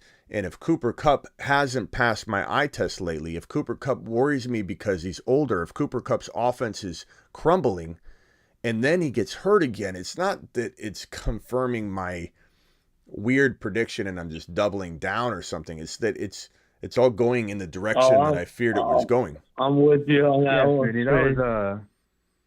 That was bad of me that asked that question. But I definitely respect that, man. And whenever you make these predictions, it's not just surface level, like with like other shows and stuff like that. I liked how you went on and you expanded of, all right, here's the player, here's the situation, and here's why I don't like him, and and you go through the I'm down with that. I agree. You're right, and Des, I might be wrong. I might be wrong on this one. Des, I might be wrong on this one. Like I didn't like Derrick Henry last year, and he ended up doing it. He ended up delivering. But like I said, I don't feel like I swung and missed on that one. I feel like I very clearly said there, all offseason long, there is a percentage chance he does it. I just think it's a small percentage, and he did do it. And the same thing this year. There's a smaller percentage chance that he does it, but the percentage chance is there. And that's why I even said I would maybe jump in 1 out of 20 leagues in that second round value, just because what if he does it? What if that roulette ball bounces around and it lands on that check mark? But in the cases of like Cooper Kupp and JT, Derrick Henry, even if Derrick Henry's situation is like meh, it's got some upside. There is Hopkins there now, and Hopkins changes a lot. You know what I mean? So stretching the field, Tannehill playing better, keeping Tannehill on the field is important, because if no Hopkins was there, guess what happens? Tannehill, in my opinion, is out of the lineup by midseason minimum, and you got a rookie coming in that's going to bust, in my opinion, or be very close to a bust-worthy guy that maybe gets reeled back in his second year or something. Who knows? But Tannehill staying in the lineup, who's not a great quarterback, but he's competent. No. Right? And if he starts throwing the football to Hopkins, stretching the field, and they can get closer to the end zone more frequently, now Henry's got more value the minute Hopkins lands on roster. And that is why you've seen Henry vault up. I just think it disproportionately and climbed up to a point where like now it's too high for me. Like similar to the reaction of Burrow getting a calf injury, he should have dropped a little, but he dropped like a round and a half. It wasn't proportional. It wasn't a good. It was too much. It was an overreaction. And I think I need to come up with like a show of underreaction, overreaction, and like when something happens in the week. Maybe we could say this one's an overreaction, this one's an underreaction, which ones are appropriate, because I think that's a really, really important part of the process, Make a segment. Yeah. Smitty, can I zip in here real quick? Sure, zip in here, before Denny. I go to sleep? Yeah. All right. I need to tell you guys something. I came in and Miss Smitty yelled at me. I swear to God. She said, "Shut up, Daddy." I swear to God, she did. I tried to zip in and she goes, "Daddy, shut up." I got yelled at by Miss Smitty. Just as long as you guys know that. I definitely did. Rock Out, did you know that, Rock Out? No. Mystic, was that the first time you heard that? That's the very first time. Yeah. Denny, thank you. Thank you for sharing. I love Denny. Miss Smitty told me to zip it, and I was like, zip. I zipped it, and I went, zip, zap, a zippity, zip, zap, a zip, zap, zippity, do. I was out. No. And on that note, Denny, I'm gonna let everybody go one at a time. Denny, I appreciate you. Give me your final words. All right. I loved seeing Smitty and Miss Smith, all that stuff, and I loved being out there at that place out there in the Vegas. Place, the guy, the thing. Smitty treated me like a gem. You know what I mean? Mm-hmm. You are and a gem. I'm sorry I got lost, but I love everyone that was involved in that, and I thought that was awesome. So but I definitely got yelled at by Miss Smitty. She yelled at me. I swear. All right, Denny, we'll see you later. I'm really lost. She yelled at me. I don't know why. We'll see you later, Denny. I appreciate you. All right, I love you too. Denny, let's hit your outro real quickly before we let you go. Denny's one of the only people on here. We got Ron's got one. There are very few people on this show that have an outro and an intro, and you're looking at a man named Denny that has one. He's Denny. Can I just say it real quick? Smitty, right? He zips it. Like, I wanted to zip a football at him, but I couldn't take it in. But I know you would have caught it, but Smitty, he's like, Smitty looks like a kind of guy that can zip a football and catch one. You know what I mean? Was I shorter than you thought? Taller than you thought? No, you were exactly. I'm 6'1", you're 6'2". You were exactly. But I just wanted to zip a football at your face. But they wouldn't let me take it. But I wouldn't do that. I knew you would have caught it. No, Smitty's like exactly what you think you would think. Like, as far as a gentleman, just awesome guy. Like, I definitely would have zipped a football at you. I remember you told me, "Where's your football?" Smith, if I had a football, I would have zipped it right at you. Right at my face. All right. Hey, Denny, we'll see you tomorrow, pal. Appreciate you. All right. Don't forget the Monday through Friday show starts at 8 p.m. now. Okay, we'll see you tomorrow. All right. Hey, sweet. Can you tell those guys how much I love them? Whoever those guys love me. They're all here. The guys. All right. Later, pal. Go to sleep. Later. All right. Hey, Mystic, final thoughts. Go ahead. Yeah. Let's see. Final thoughts. Yeah, definitely staying out of Cooper Kupp from the first round. I would even go as far to say second round. I think I was overshooting it with the T. Higgins thing. Yeah, a little bit, but that's okay. A little bit earlier. Yeah, it's okay. We all do it. But yeah, I would go with the Chris Olave though. Now, I don't mind if you're. I think this is where your mind was going. Is like you rather have T. Higgins and then utilize the Cooper Kupp pick on something else. I think that's probably where you're like, your thinking was trying to go. Exactly. Exactly. That I understand. You give me Christian Watson in round 4 instead of Cooper Kupp, and then you tell me, okay, now you can go get Bijan. But I'd get Bijan anyway. But I'm just trying to somebody that might not take Bijan 4. I would say that person, if they ordered a draft call from me at thefantasyfootballshow.com, which you can get all my year-round content, bold predictions, the text advice, the draft calls. If someone ordered a draft call from me and they said, Smitty, I really want to go Cooper Kupp here, I would say, bro, take Bijan and then take London or Watson or Debo, in round 4, whatever. That it just is. It's a better move. Now, I'm not saying Debo doesn't have his risks and all that, but you're taking him in 3 or 4, so it's you're packaging in a lot more risk. Or just go like I'm trying to think about Ridley in round 3. There's risk there as well, but. Does anybody think Ridley can't be a top 5 wide receiver? I'm not saying do you think he will be, but does anybody on the phone line, and we got Mystic, we got Rock Out, we got Dez, and we got Ron Navy on the phone. Do any 4 of you believe Ridley can't be a top 5 wide receiver? Not that he will, but he can't be. No, I think he can. Does anybody think he will? Yeah, for sure.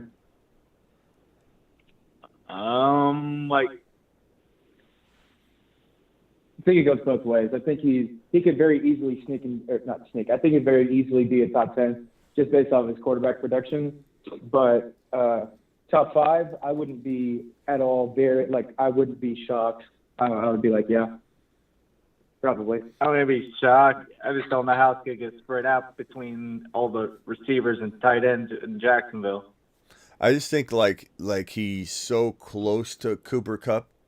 I don't think people even realize it, that he is that at 3rd round value. And that isn't to say you can't draft Kupp and Ridley. There's that argument to where, hey, Smitty, what you're saying doesn't even make sense because just because I draft Ridley in round 3 doesn't mean I can't draft Kupp. I'm just trying to give like that comparable scenario where if you are specifically talking position and balance of the team, that you give me Bijan at 4 if you're skeptical of it, which not everybody outside of our community would even contemplate him at 4. We are literally the boldest in the industry as a community and as a channel on Bijan. There's nobody taking him as a community at 3 and 2 and 4 overall. You don't believe me? Go draft him in a league at 4 and see what the reactions are. Even at 4, like 2 or 3 I can kind of understand. But if you draft Bijan at 4 and your entire league's like, Like, you know that. What are you doing? Yeah, so it's like, give me Bijan. I'm convincing somebody that orders a draft close to Smitty. I don't know about 4 overall, bro. Get Ridley. Get Watson in 4. Get I mean, there's so many other options you could or like St. Brown or Garrett Wilson in the same league. That's the thing too, guys, is the league where, let's say, Bijan falls to 7 or 8. That is the same league where Olave is going to fall to 3.1 to 3.5. If Bijan falls to 7 or 8, or Garrett Wilson falls to 12, that's the same league where St. Brown's going to fall to like 16, or London's going to fall to 5. Like, usually if you can tell how the whole draft's going to look, like if it's a grandma league or not, based on, like, in the first round, where's everybody falling? All right, Mystic, appreciate you. We'll see you tomorrow. Have a good one, man. Everyone leave a like. Have a good night. Thank you. Dez, final thoughts.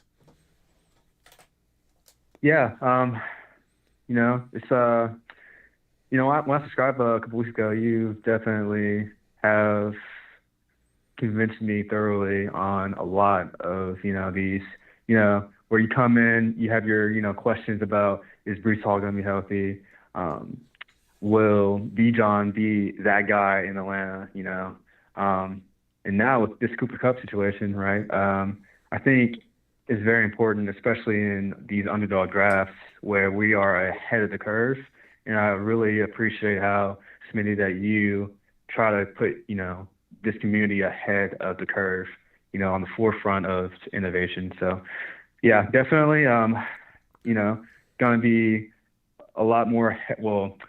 I'm definitely not going to take Cooper Kupp where I was taking him. Unfortunately, those, drafts where I was taking him top 3, it's by the wayside now. But definitely, we're gonna, we're just gonna pivot, right? We're just gonna, we're gonna, go running back and then go for that, Olave or, really, I like it, bro. We're just gonna pivot and we're gonna be on the forefront. So yes, sir. Appreciate all you do, Smitty. Yeah, and always stay true to your own, thinking and stuff. And I always tell people, bro, as much as you might get excited about the content, and I'm going to miss on 25% minimum. Like, in my best year ever, like on the majority things, not like everything, because there's so many things we talk about, but on the majority of my hardline stances, if I got 75% of everything that I hardline stance predict, those would be the best years. You know what I mean? Sometimes you miss a lot.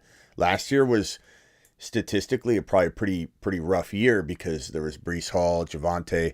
There's a handful of Jamar Chase, where these injuries took out a lot of the predictions, and so and then the recoveries were all Walkers and Pierces and guys like that. But always understand that, like, you're gonna, if you have a gut on something that I'm not feeling, like, don't let me change your mind. Let me just be the person that helps nudge you over the fence when you're like on the fence going, I like both of these or whatever. Like, that's where you let me help you. But don't ever, if you love Cam Akers and I say I don't like Cam Akers, like, don't not draft him because I'm saying that. Always stay true to your gut, no matter how many laps I send you on. Yep. And this guy, real quickly, Rossi, what are you doing, Rossi? Terry, you're a joke. That is fan. What are you talking about, Rossi? This is your warning, bro. Okay, shape up in the chat, or you'll be gone. Like, there's no reason to be rude to our moderator, or no, you're being rude to Terry R. I thought Terry Roberts was in here. I think that's another Terry. Don't be rude to Terry, bro. And Terry, don't flip him back off. Then that makes it hard for me to argue for you. Come on, guys. This is like when your kid gets picked on, and then your kid, hits the kid in the face, and you're like, now how am I going to go into the principal's office and be like, I mean, come on. Shape up, guys. Both of you. All right. Dez, we'll see you later, Dez. Yep. Thank you. Later. Yep. Appreciate it. Call in tomorrow. All right. Rock out. Final thoughts. Yeah. Are you keen on any top defenses this year? The Jets, they're typically outside of everybody's top 4 or 5 for some reason. The Steelers are a good one. I know Ron's going to love that, and I talked about that before. I think I've talked about kickers. Moody, the kicker for the Niners. They drafted him rather high, shockingly high, and they did so for a reason. Mm-hmm. And they typically have good success in bringing in a kicker that's like really good, and they love him and they treat him well and they set him up well. I think Moody's going to be like the surprise kicker of the year potentially.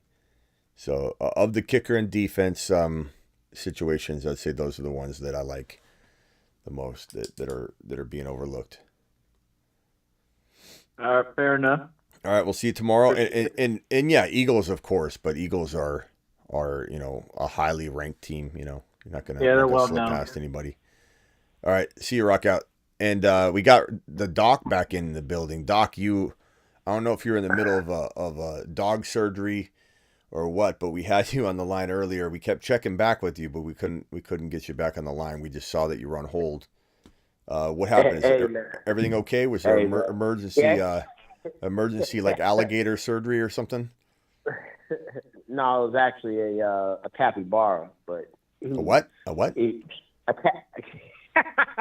capybara. That's the largest rodent in the world. Oh, yeah. From South America, but I'm just messing with you, man. Mm-hmm. No,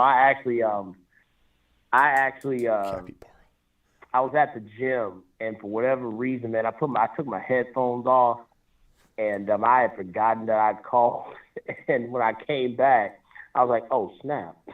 You forgot. That's what we kept checking in. We kept checking in with you. Yeah, I appreciate it. Yeah, I literally just woke up just now to from sleeping, and then someone just said, "Hey, let me check the YouTube," and I see you're on, and I just wanted to just come in and say hello, man, and just say hello to everyone. Hope everyone's having a great night. Yeah, appreciate you, Doc. And I'm live pretty much. I mean, I'm probably confusing people with my schedule right now because I'm not going to show the graphic until I'm fully ready to commit to the graveyard stream times again. But basically, I'm live Monday through Friday at 8 p.m. Eastern every Monday through Friday. That's the earlier show, and then eventually we're going to be live Thursday, Friday, Saturday, Sunday, Monday. So basically, like you could think Thursday night football that night. So midnight Thursday, all the way through to Monday night game, Monday night. So basically, when football begins for the week and when football ends for the week, every single night we're live at the graveyard time. But like it. Yeah, but that might not start till next week, so just kind of hang tight. As of tomorrow, I won't be live tomorrow at midnight, but I will be live Thursday, Friday, Saturday at midnight. And Rossi, so Rossi's saying in the chat that he got flipped off first by Terry R. Terry R. Stop flipping people off in the chat. But Rossi, didn't you say something like dumbass to somebody? Was that to me? Was that to Terry R? Who was that to? Because I was talking about drafting Watson and avoiding Amari. And so I'm just curious, Rossi, if you're calling me the dumbass or you're calling Terry R the dumbass. Who you calling the dumbass, bro? Anyway, Doc, appreciate you. Anything else? Doc, what do you think about Cooper Kupp pulling up limp in practice and having to see some trainers coming off of what he, You know what, man? Honestly, we've had so many injuries already to so many. This is every year. When training camp starts, injuries happen. Superstars get these tweaks. Same thing I said with I can't remember who it was earlier. Oh, Jonathan Taylor, I think, is when I was saying, let the dust settle. Oh no, Joe Burrow. Let's we still got time. It's not like we're 2 weeks out from the season starting. It's August 2nd now, so let's just see how it is. It didn't look like Cooper Kupp was injured too badly. I think he walked. I think he was walking, right? Yeah, well, hamstrings you can walk on, and same thing with like a slight calf tear, you can walk on it, but it just depends. Which is why there was some concern about Burrows because he hopped. But the good thing with Burrow is he hopped and didn't want to put any pressure on it at all, which was Right. which was amazing. Smitty, make me a mod, says Sick Nasty, and Vamp. All of a sudden, Vamp Vamp. Are you okay being a mod? I made Vamp a mod, and Vamp, I can undo it if you want. Rock Out, do you want to be a mod?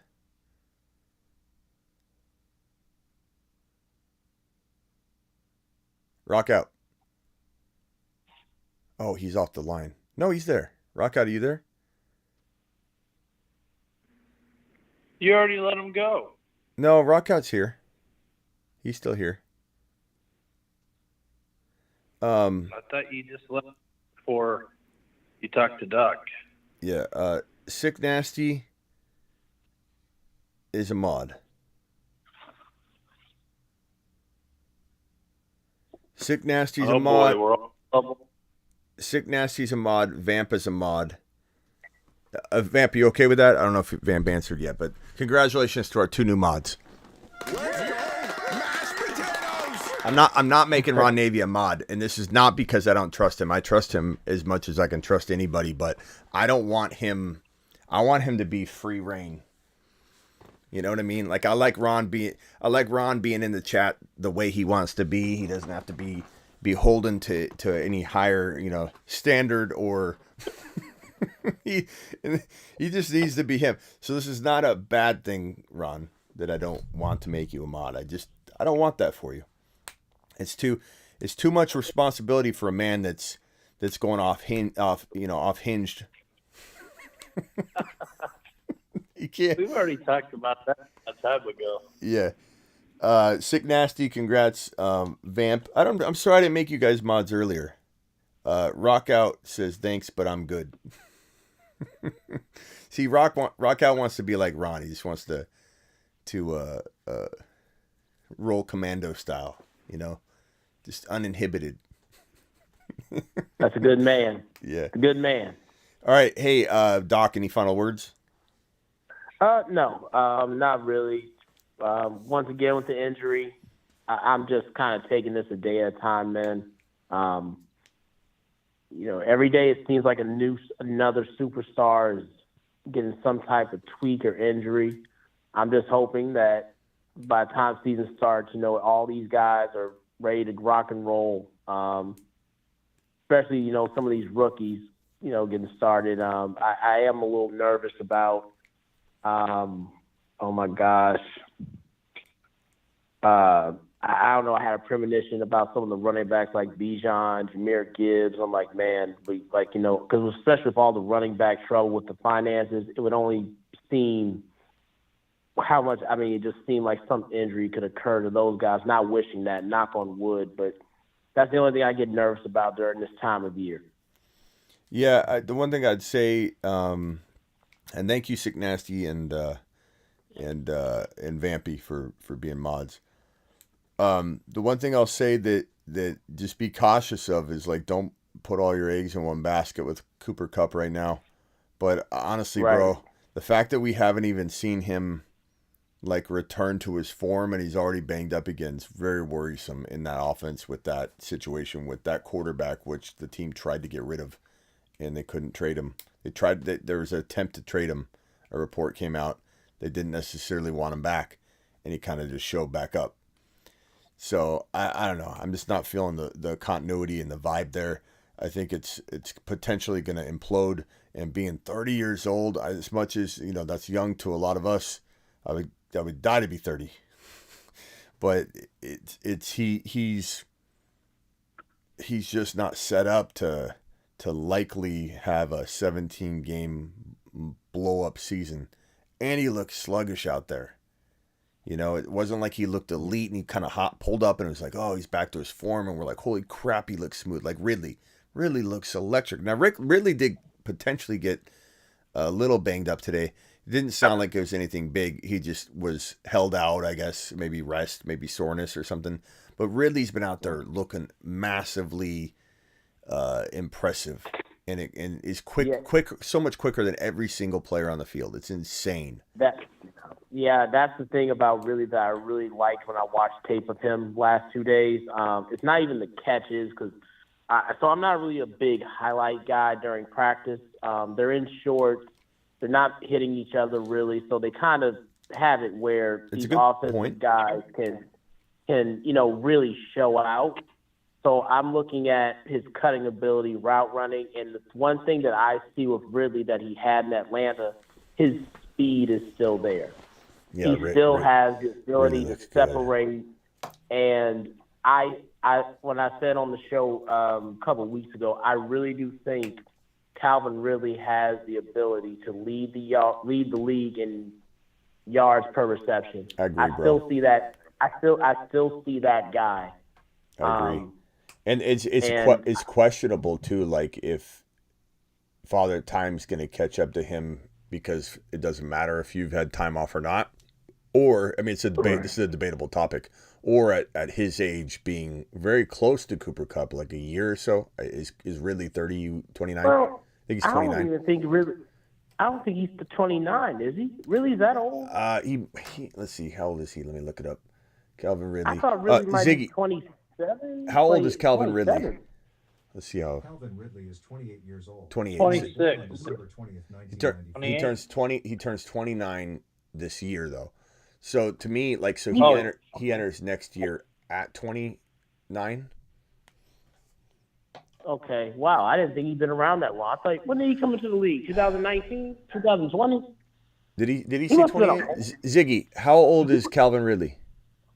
He must have been an old, older prospect. December 20th, 1994. Yeah, so 28. So he'll turn 29. He'll turn 29 at the end of the season in December, and he'll walk in with what would be 1 year left, before we start panicking a little bit, like we're panicking on Cooper Kupp being 30.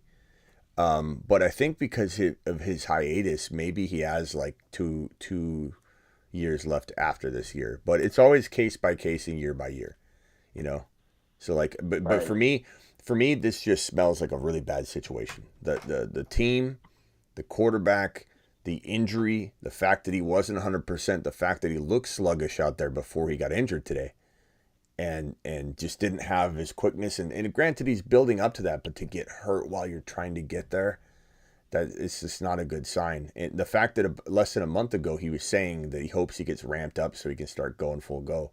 So he wasn't going full go, and they have him out there running, and he had probably a compensation injury in the hamstring.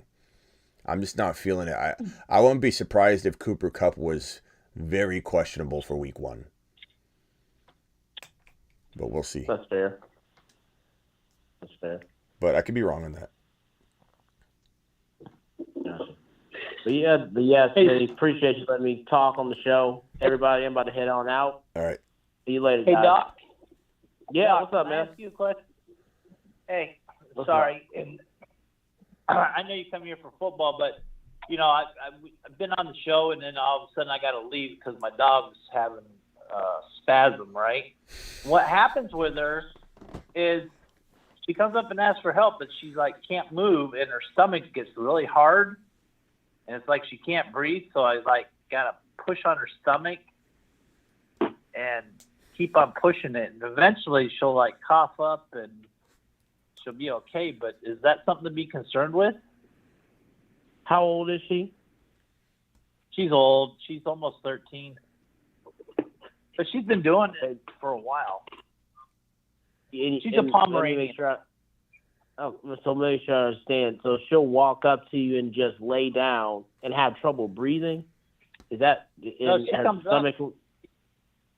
She comes up and she's in distress, and she's asking for help. She won't move around a lot. So pick her up, and the wife's better at it than me, and start pushing in on her stomach and trying to massage her stomach. I mean, Poms do have heart issues, right, Doc? And they also do have breathing problems. That was literally the first question I was going to ask. Does she have a history of heart issues? I am a vet, but I tell people all the time in this situation, I would definitely take her to a vet and explain that to them. The first thing I think about when I hear a dog walking up, feeling like they're tired, first thing I think about is a heart condition. it sounds like you could even be dealing with something neurological. That's not out of the realm of possibility. And with her being older, another way to break it down is just like people, as dogs and cats get older, their bodies are, as dogs and cats get older, just as with people, our bodies don't work as well. Things break down, and we have to get checked more frequently, and we have to make sure that everything's working. Ron, you there? Ron, you there? Okay, I got two Ron Navies on the line here. Ron, you there? Yeah, everything went silent on me all of a sudden. I don't know. He's just saying that as get it checked out, and as they get older, like human beings, their body stops working the same. But get her on cough medic because she coughs. We know that the vet's already explained the fact that her coughing and we got her on medication for that stuff. Is she overweight by chance? She is. Yeah, she is a little. Did they rule out if she had a collapse? Did they talk to you about a collapsed trachea? Yeah, they did. That's why she's on the she's on a liquid medication and this little tablet for coughing. The liquid, is it hydrocodone? It's like a purple liquid. Maybe. Possibly. Yeah, I don't want. Smitty, I don't want to make your show all about. Let's maybe take this offline. Let's maybe take this offline. We've lost about 40 views. We've lost about 40 viewers. Yeah, my bad. Hey, mate. It's 2:20. Hey, let's real quickly. Can we get you two in contact though? Is what I'm trying to say. That way he can properly help. Yeah, you, I was just about to say. Let me see. Do you have IG, Doc? Yes, I do. Walt. Doc, DM me on Instagram right now. DM me on Instagram right now, and I'll get you in touch with Ron Navy. That way Ron can get the proper help. Because Ron, you're gonna get rushed on this too, and I don't want you to not get the information you need. Plus, I can ask Miss Spitty this information too, and she'll know this stuff too. So we can double help you out. Yeah. That dog will hunt.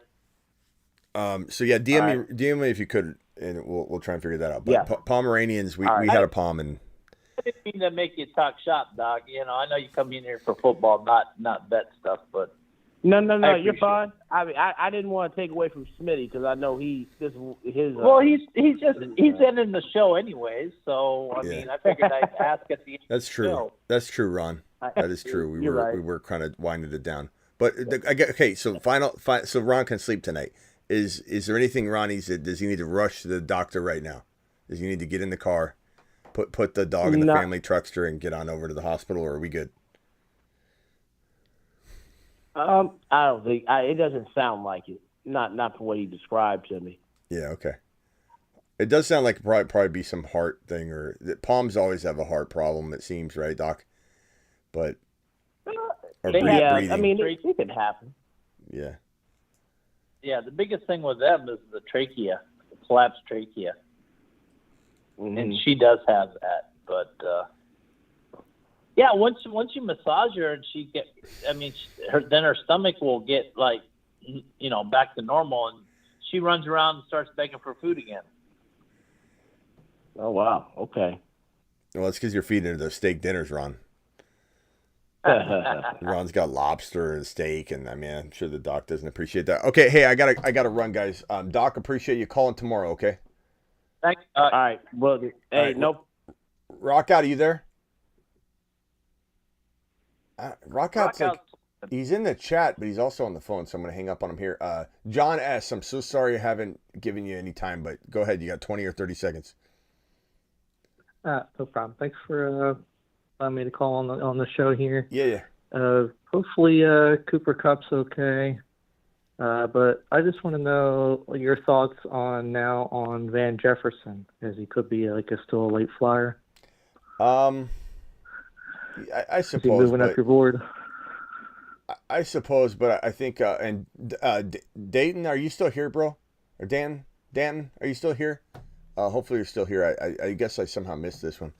I think Van Jefferson, I'm going to pass on because if I'm worried about a healthy Cooper Kupp, and before he got injured today, which he wasn't fully healthy, but he was on the road to being healthy. If I was worried about him, a guy like Van's probably not going to, be on my radar. He also was coming back from the ACL tear, I believe. Not that he's not recovered from that yet, but I mean, just not a huge Van Jefferson believer. Like I'd rather take my chances on a Tank Dell, which Underdog officially renamed him Tank Dell. He used Nathaniel Dell, which is his real name, but you'd search for him and people wouldn't be able to draft him, and so now he's officially listed as Tank Dell, which is kind of cool. But yeah, I'd take a stab at Tank Dell. I'd take a stab at like a Marshall or Curtis Samuel, and those are all players right around the end of like round 17, 18, 16, 17, 18. So those just feel like better bets for me, in my opinion. Yeah, and now you're not big on Stafford, but he might surprise people in fantasy. The Rams probably not going to be that good. But my other questions, like out of what I just said, who is your sleeper team this year? My sleeper team, the Bears. I think the Bears could not only win the division, but be one of the final 6 teams standing, or 8 teams, 6 to 8 teams. I truly believe that. I think the Bears could.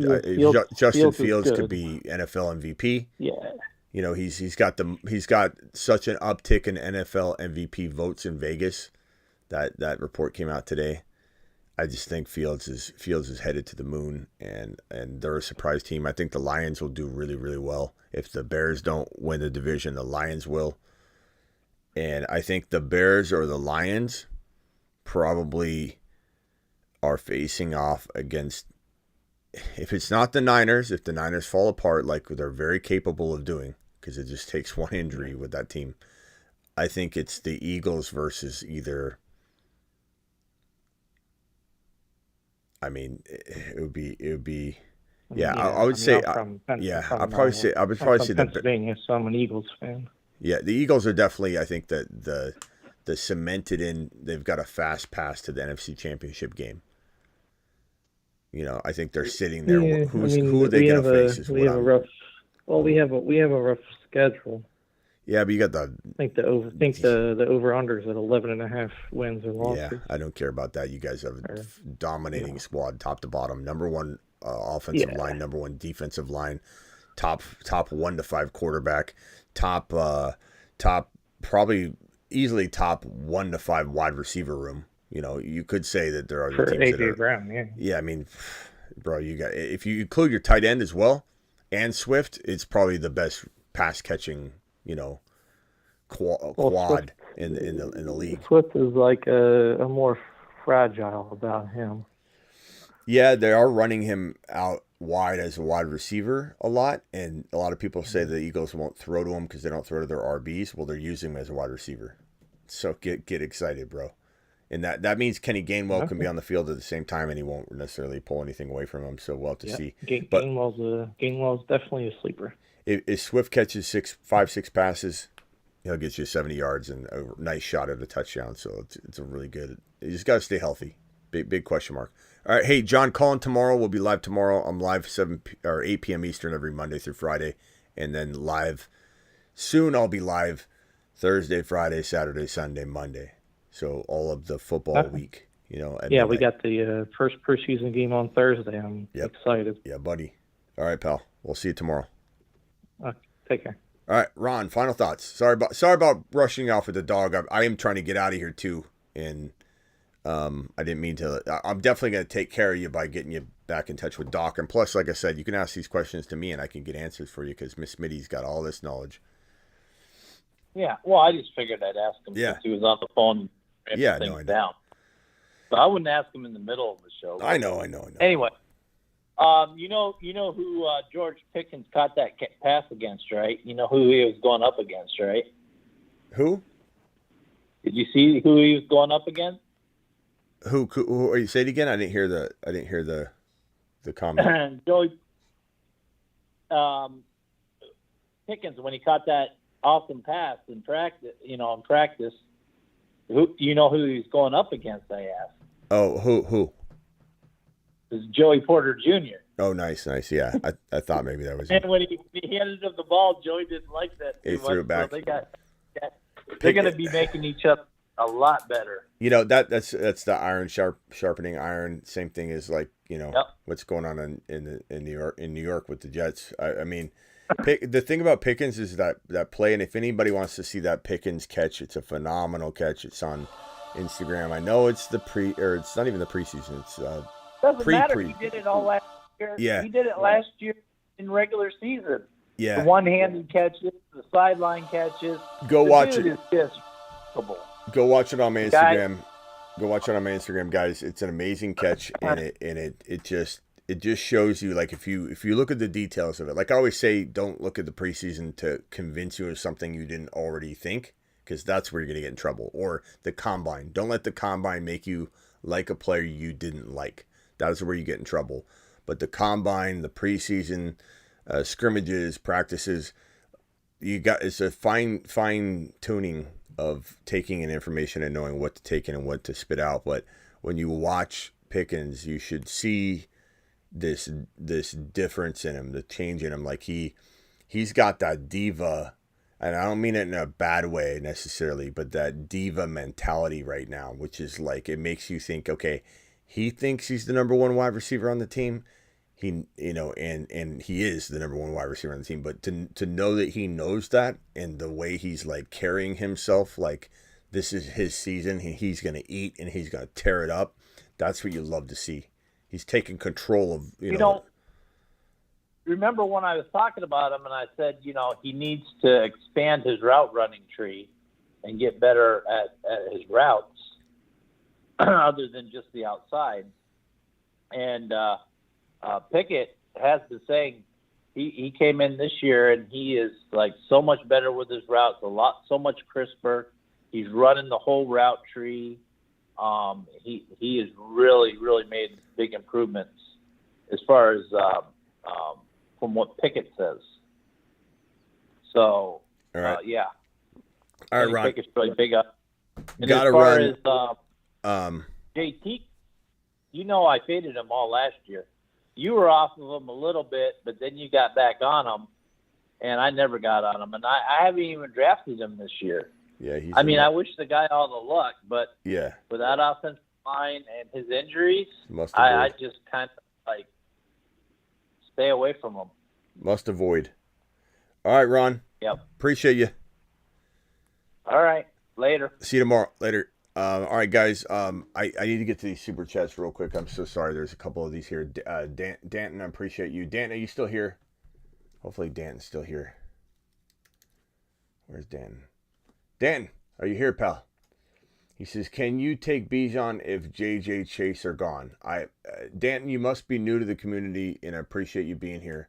And the answer is I take him if those two are gone. And I sometimes take him if it's a 2 running back, 2 wide receiver, or non-PPR. I'm taking Bijan number 1 or 2, but definitely 1, 2, or 3, depending on that wide receiver, whatever.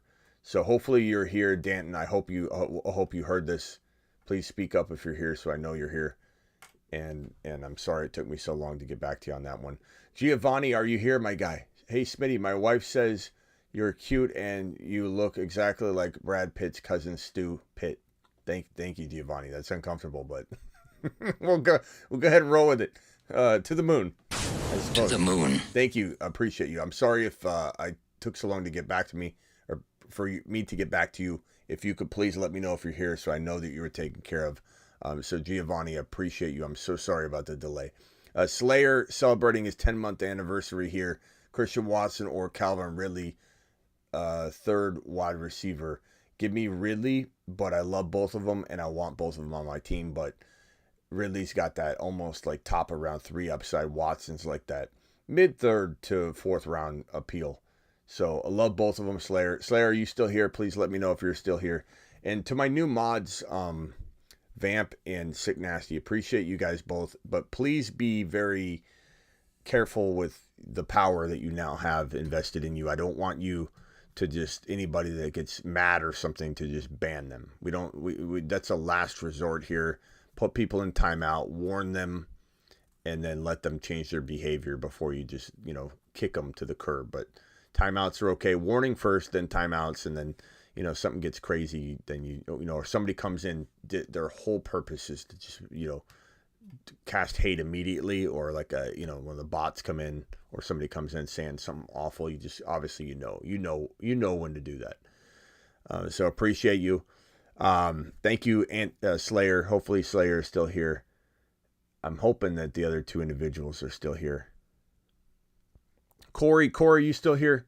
I'm sorry, we got on that whole rant and I didn't get to these super chats while we were having those big long debates. I got to put a timer on I got to do something with the phone line when the super chats are piling up to where I hit a button at least and the phone line just goes dead or something or not hang up, but like cuts off and then everyone's got to wait or whatever.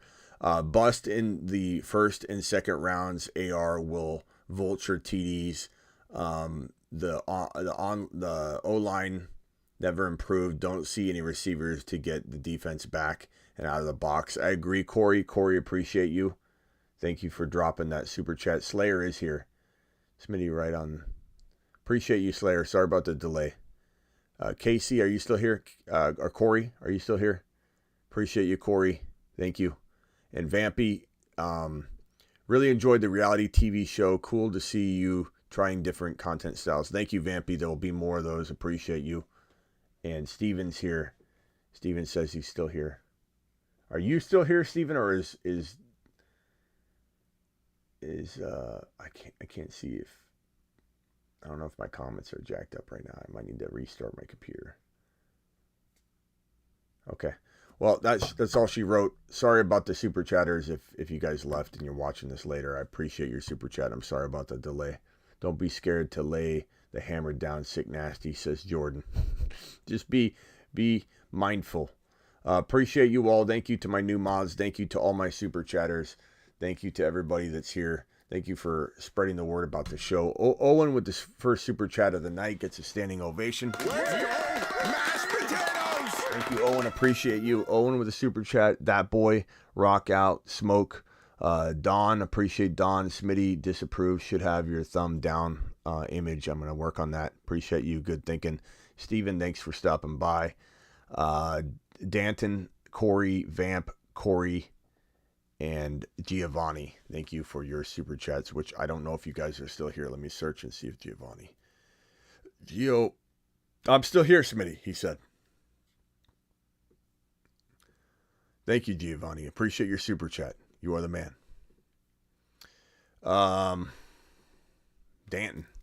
Danton, are you here?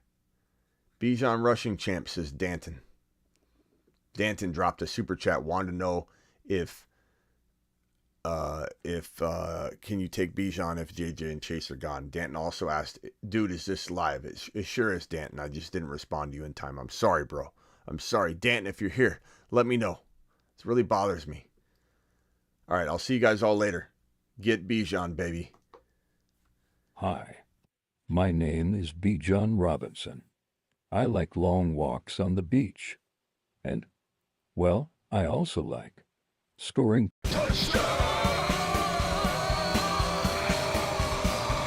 Hey, Corey's here. Corey, did you see my answer to your question? I'm sorry about the delay, Corey. I don't want to discourage you from ever super chatting again. That's my bad, and I took care of you. Hopefully you saw it. If you didn't, I'll repeat it. So I'm going to wait for you before I end the stream, Corey. Let me know that you're taking care of, pal. And Danton, I don't know where Danton is, but Danton, definitely take Bijan number 3 overall. I'll Smitty approve that all day, pal. And don't forget I'm live 8 p.m. Eastern, Monday through Friday now. That's cemented in. 8 p.m. Eastern, Monday through Friday. Go forward. Learn about it. And the Throne League is underway, and Bijan got taken at like pick 6. We're, I think, 2 or 3 picks away. Unfortunately, we won't get Bijan. But Garrett Wilson's still available. I'm sure we can have a shot at him. St. Brown's there. We'll definitely have a couple guys. Kelsey's still available. We'll see. Corey, appreciate you.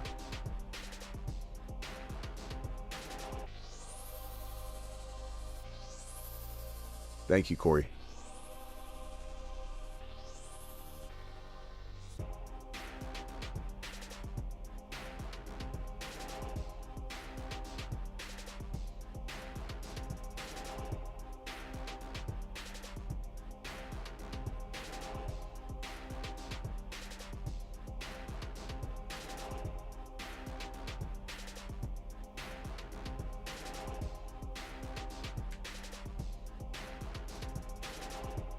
People are getting burrowed left and right, and people are going to remember it.